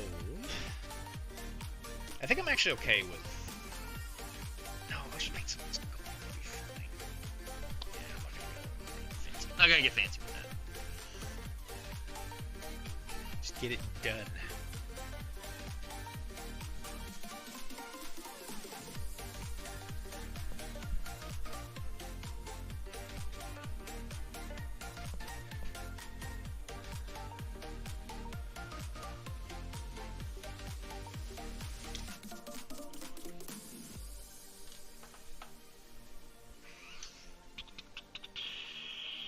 Okay, what are we doing? What are we doing?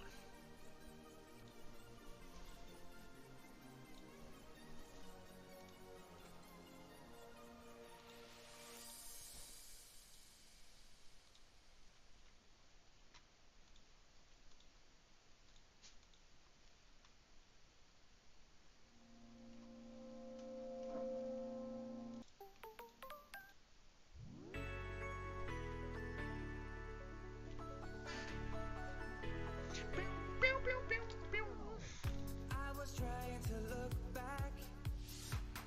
I'm just trying to move in the shadows. Yesterday, tomorrow. I'm searching for a way. I can't tell the difference between you, between me, and search for an answer. Piggy, piggy. The piggy pig.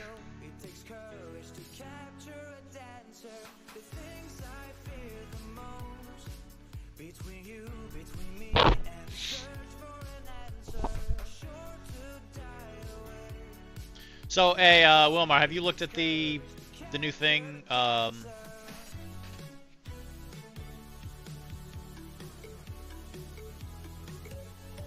you looked at the new thing Monument Hobby has put out? Those like tubes, the high pigment tubes, the high pigment content ones.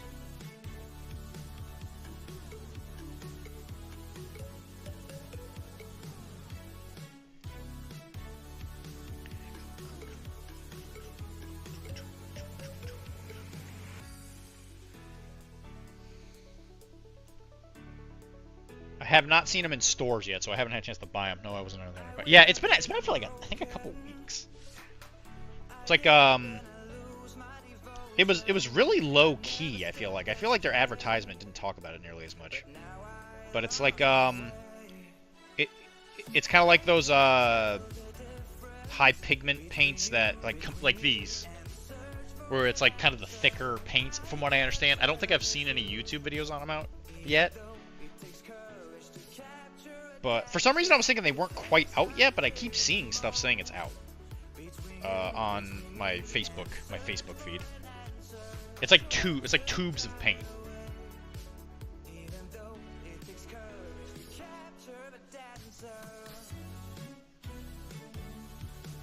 Okay, but you haven't heard. Yeah, you don't know anything about it.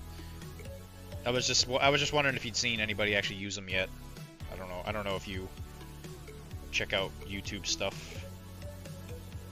Surprisingly enough, you reach a certain point with your painting where, or at least I did, where I don't look up stuff. I don't look up stuff anymore. Just look up. They have a whole set on their site. Yeah, right. It looks interesting. I want to try it. But that's what I'm saying. I feel like they didn't advertise this one quite as much as some of the other ones. But it looks like something that's like wildly different than what they usually do. So I'm kind of surprised they didn't do more marketing on it.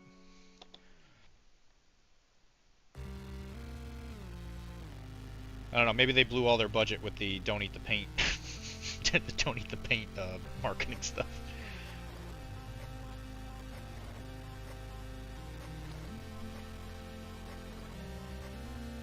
Maybe I might order it, but after I move, and I feel like I can afford it, maybe a couple months after I move or something. Yeah, that's what I'm saying. I haven't seen anyone talk about it. I live in YouTube and Twitch. Yeah, yeah, yo, me too. I should probably use Twitch a little bit more for like other streamers, but man, I do live in YouTube land. That is for sure. Just all the historical stuff I watch, and video gaming.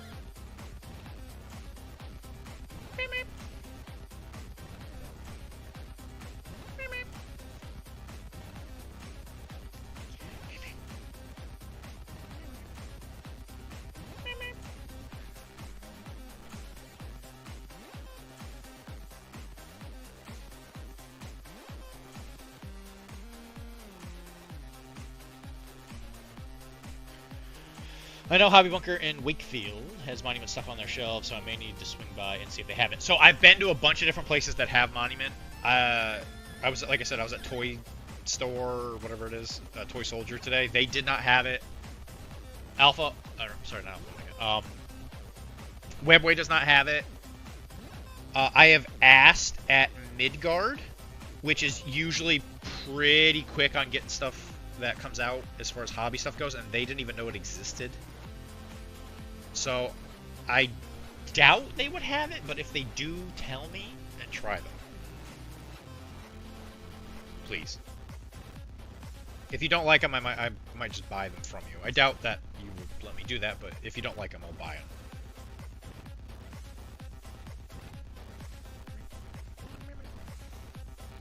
I know how. Yeah, yeah, because actually, funny enough, I think we're moving. I think that might become my closest store, honestly. Check.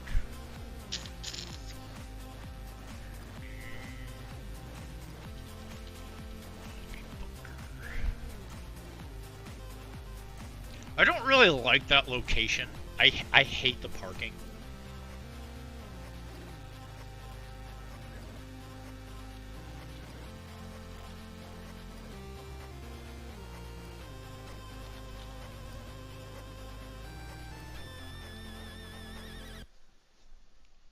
Yeah, that's a 15-minute drive. Wow, that's close.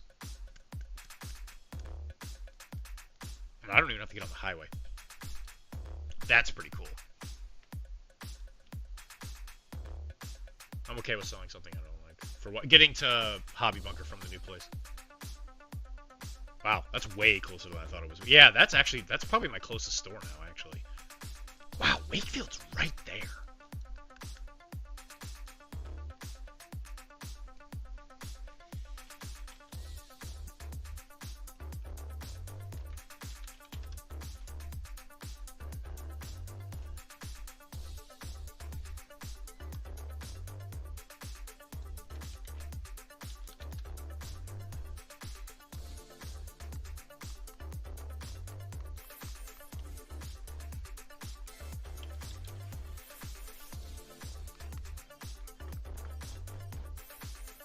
Yeah, your place is not that far from me at that place, especially when there's no traffic. Parking there sucks, that's why I usually go. Yeah, right. Yeah, the parking there is so bad. Like, if you're going there just for it to be a store, it's not so bad, but when you have to bring stuff in, there's no parking lot. So, you're like, if you don't have it, like, in a good bag, you're like walking there with a tray. Yeah, that sucks. I've done that for fantasy a couple times, going there, and I'm like, this is terrible.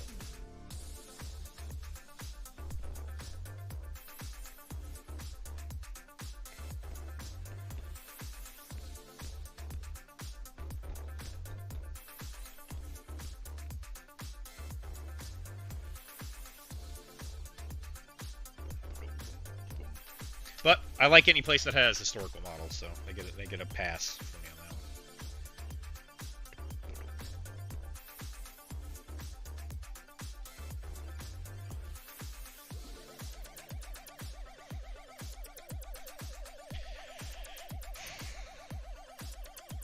I mean, especially driving that truck of yours, I bet parking must be just an absolute nightmare.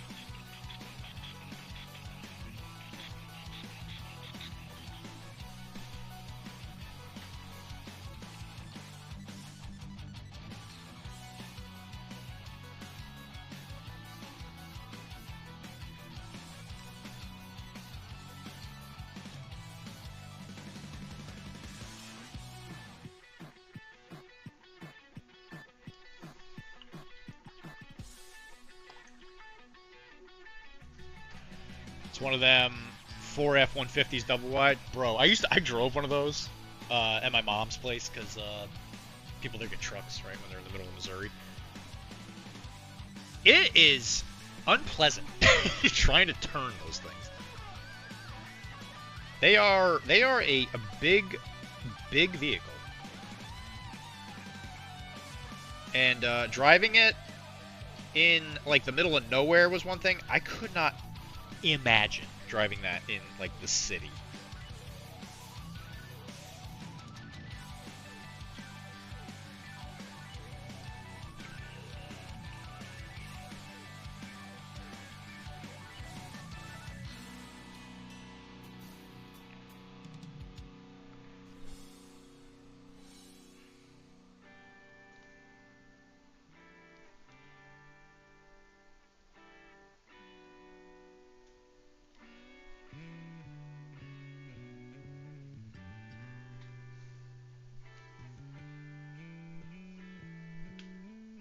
Whenever I need some random modeling, just odd models, this place tends to cover me. Yeah, they have a weirdly huge selection, don't they?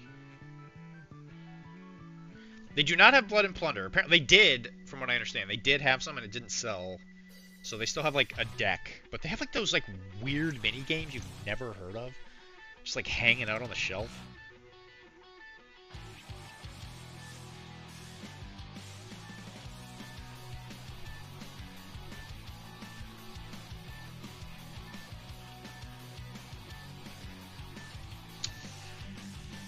We are coming up on the home stretch. Guys, thank you for joining me today. It's been a really good time, actually. This has been a good stream. We don't usually have bad streams, but this one was good. This one we had a lot of cool conversations.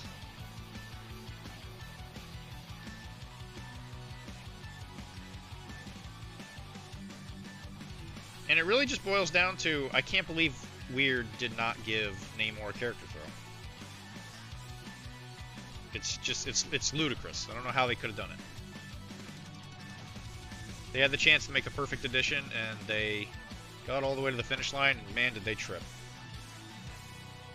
Right at the finish line. Like, what are you doing? Guys, what are you doing? Can you name the truck with four-wheel drive? Smells like a steak and seats 35. Canyon Arrow. Canyon. Smells like a steak and seats 35.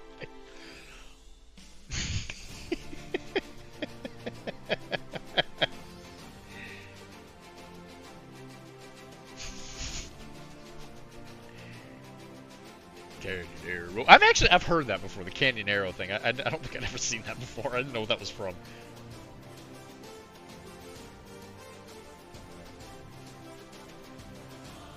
Wilmar, you are a wonderful blend of adult cartoons and Simpsons, and it's a wonderful little blend that you got going on. You know, I appreciate you letting that stuff live in your brain rent-free, so that others may enjoy it.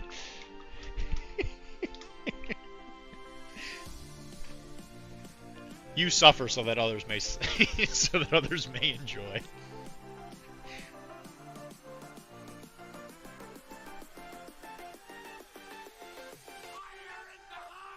It's just brain rot.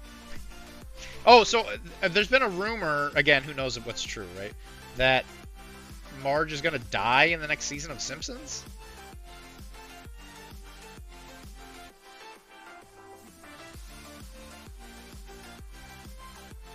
Like, have you kept watching Simpsons? Is that do you think that's actually going to happen? Obviously, I as someone who's read a comic book before, I have my doubts.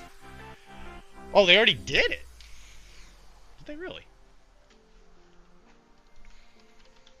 Simpsons, Marge, death.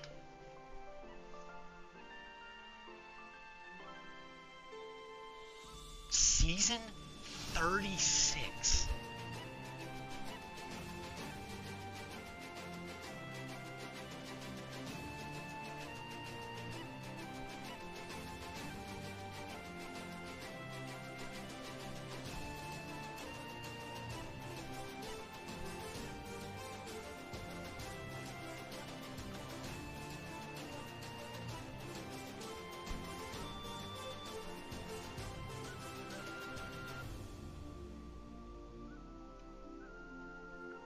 7? Oh my god, man, there's so many episodes of the show. I stopped long ago. It was a non-thing, like a flat. Okay, all right. Because I remember they were saying, like, something Kara caught onto, and she's like, "Can you believe that they're gonna kill Mark?" I was like, "Kara, I haven't watched this. I don't remember the last time I watched Simpsons. It is not something we watch in this house. Let's put it that way."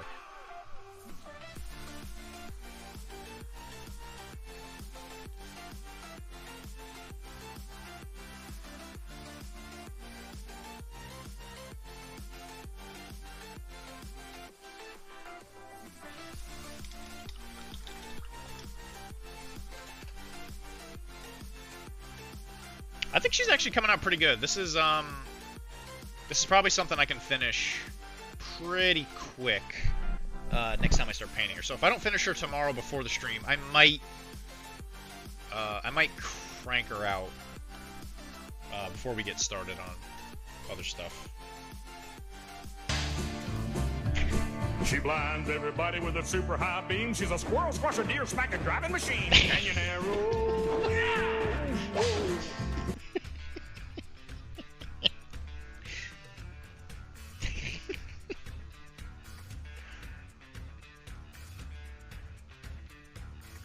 Is that the car you want? Is that the car you want, Wilmar? You want a Canyon Arrow?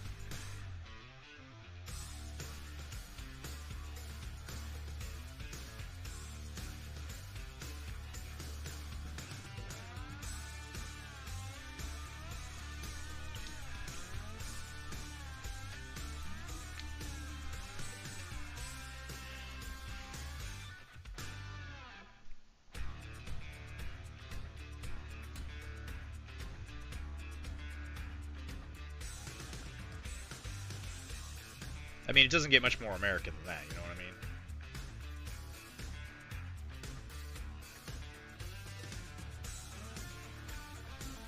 Or what am I? Who am I kidding? That's already what you drive. That's what you got your truck nuts on, right? Yeah, you have a Canyon Arrow. What am I talking about? When people talk to me, and I seem like I'm not listening, I'm not listening. This is what's going on in my head. Canyon Arrow.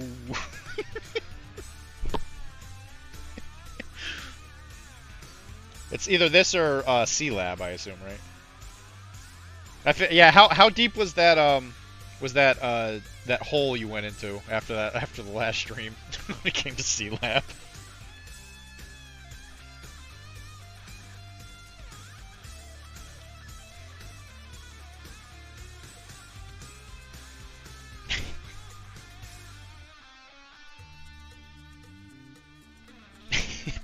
Pod 5.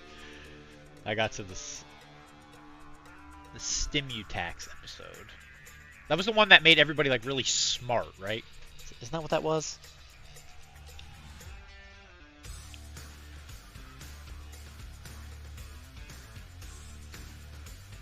Damn it, Stormy! You know, the one episode of that I remember the most was the one where they find something that like grants wishes. And Stormy keeps using it to like give himself like big boobs, I guess. For some reason, that's the episode that sticks in my head. And like I think Debbie, I think is the name of the lady. She gets it. She gives herself like a bigger chest, and then he does it. And he's like, "What are those mosquito bites?" And then he does it. These like giant pecs.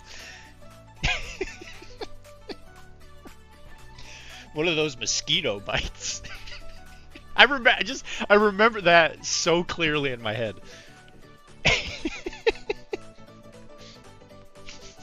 So stupid.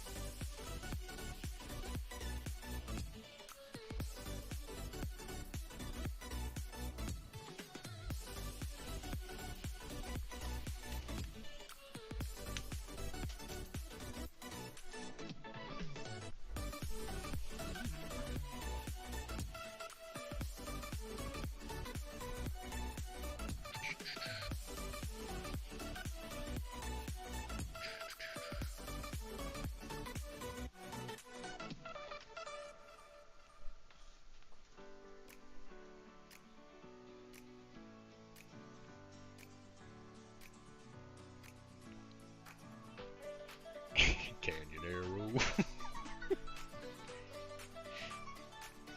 Yep. That's locked in my brain now. Well done, Wilmar. You did it. You spread the gospel with the canyon arrow.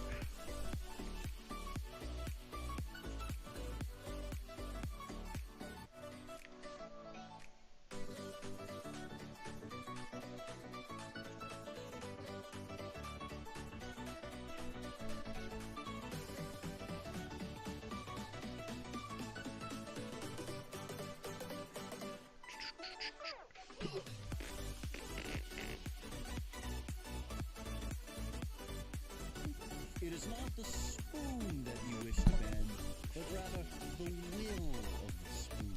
You just bought yourself a ticket to Pretzel Town.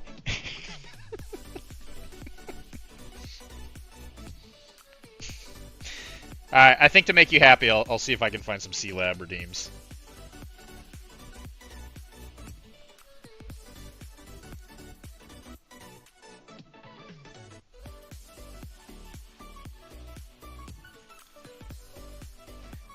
Do you want me to keep the mustache?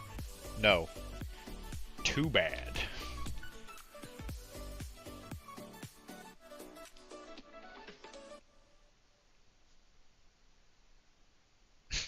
It's not the spoon you want to bend.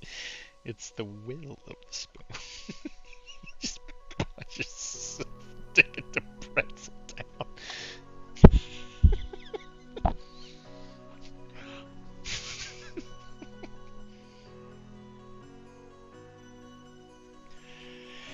Oh, God.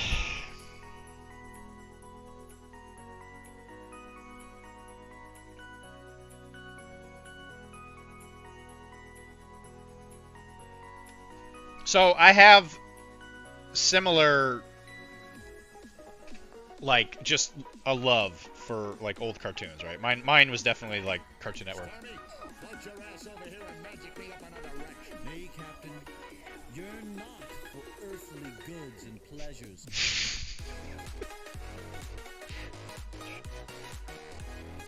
Nay, Captain. Magic me up.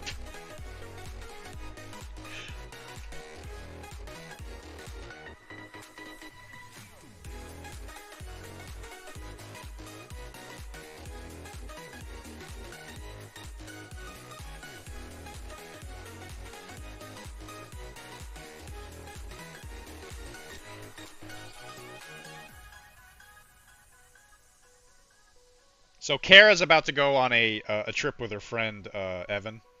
He's a tour guide guy from Spain, from Sweden. They've known each other for a long, long time, but they're about to go up to like the Maine, New Hampshire area to look at like tour guide stuff. And I'm about to be all by myself for a couple days. So I guess I'm gonna have to pass the time watching god-awful adult cartoons. You just bought yourself a ticket to Pretzel Town.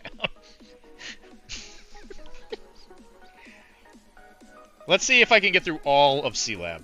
Let's see if I can do it. I know I have to do a little bit of a business thing. Some contacts of mine, they wanted to go golf. That's how you know I'm reaching the upper echelon of doctoring. I have to go on. I gotta go to a golf meeting. Wilmar, I'm doing it. I'm getting to a level 27 white guy. Soon I will be unstoppable.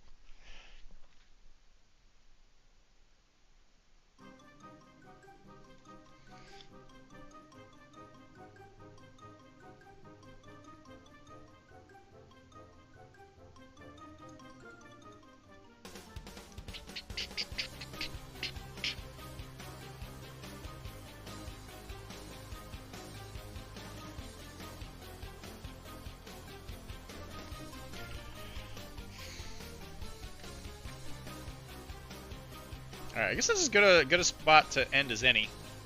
I think she's looking pretty good. Once you get yourself a set of clubs, then you'll be truly lost. I don't think I'm ever going to buy clubs. I don't know if I can afford clubs. They are way too expensive. The guy that I went... we did a Christmas party when my dad was up here, and we went to a Top Golf thing. And I invite one of the guys I'm playing with on Tuesday, I think. He brought his own clubs, and he was pretty damn good. Put it that way. Yeah, I think she's looking good. I could probably finish her in like another sitting, and then I can get it to Mike. Mike has not been feeling good lately. He's been having a lot of trouble sleeping. That seems to be a thing going around these days.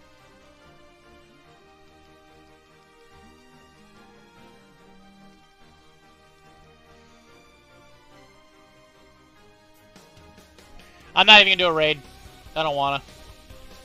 I just wanna get everything cleaned up, drink my sleepy tea, then go to bed. So guys, thank you very much for hanging out with me. I'll be here tomorrow. We're gonna paint Blood and Plunder. We're gonna finish up Mr. Piggy. And it will be awesome. I think we can probably finish him tomorrow, because I don't think this is going to take all that long. I think the thing that's going to take the longest is just the pigs. Because they're big and cute. I'm actually going to paint some paint on primer.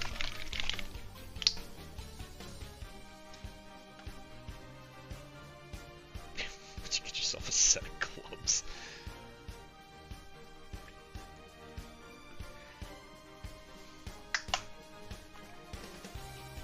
It's one of those things, man. You know, there are things that people expect of me. They expect me to golf. They expect me to not be able to handle spicy food. They expect me to listen to music that makes the white guys dance. You know, Sweet Caroline, all that kind of stuff.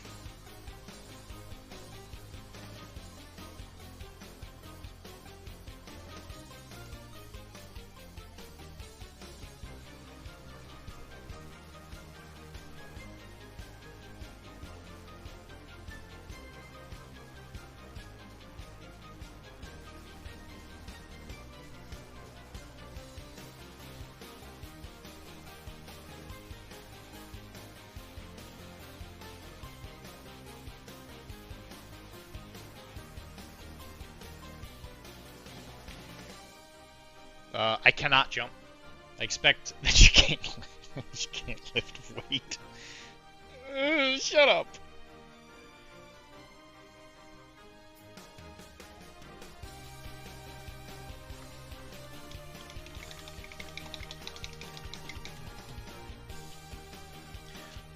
So guys, thank you very much for hanging out with me. It's been a blast as always.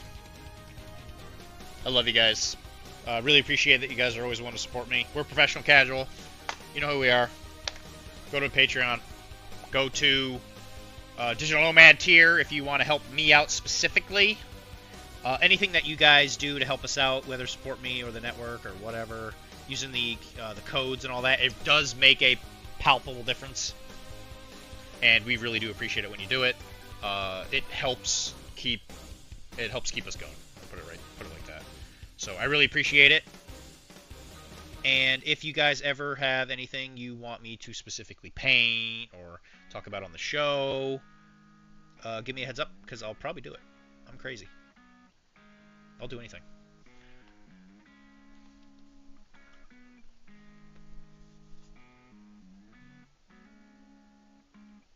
I don't know what that is. I want to say it's goggles, but I'm just going to leave those be. I'm not going to get too lost in details on that. So guys, thank you very, very much for joining us. We'll be back tomorrow, 7:30-ish, as far as I'm aware. We're gonna paint some Blood and Plunder, and I'm sure we'll tell some terrible jokes and all that usual stuff. So thank you very much for joining me today. I love you guys. Don't work too hard, and we'll see you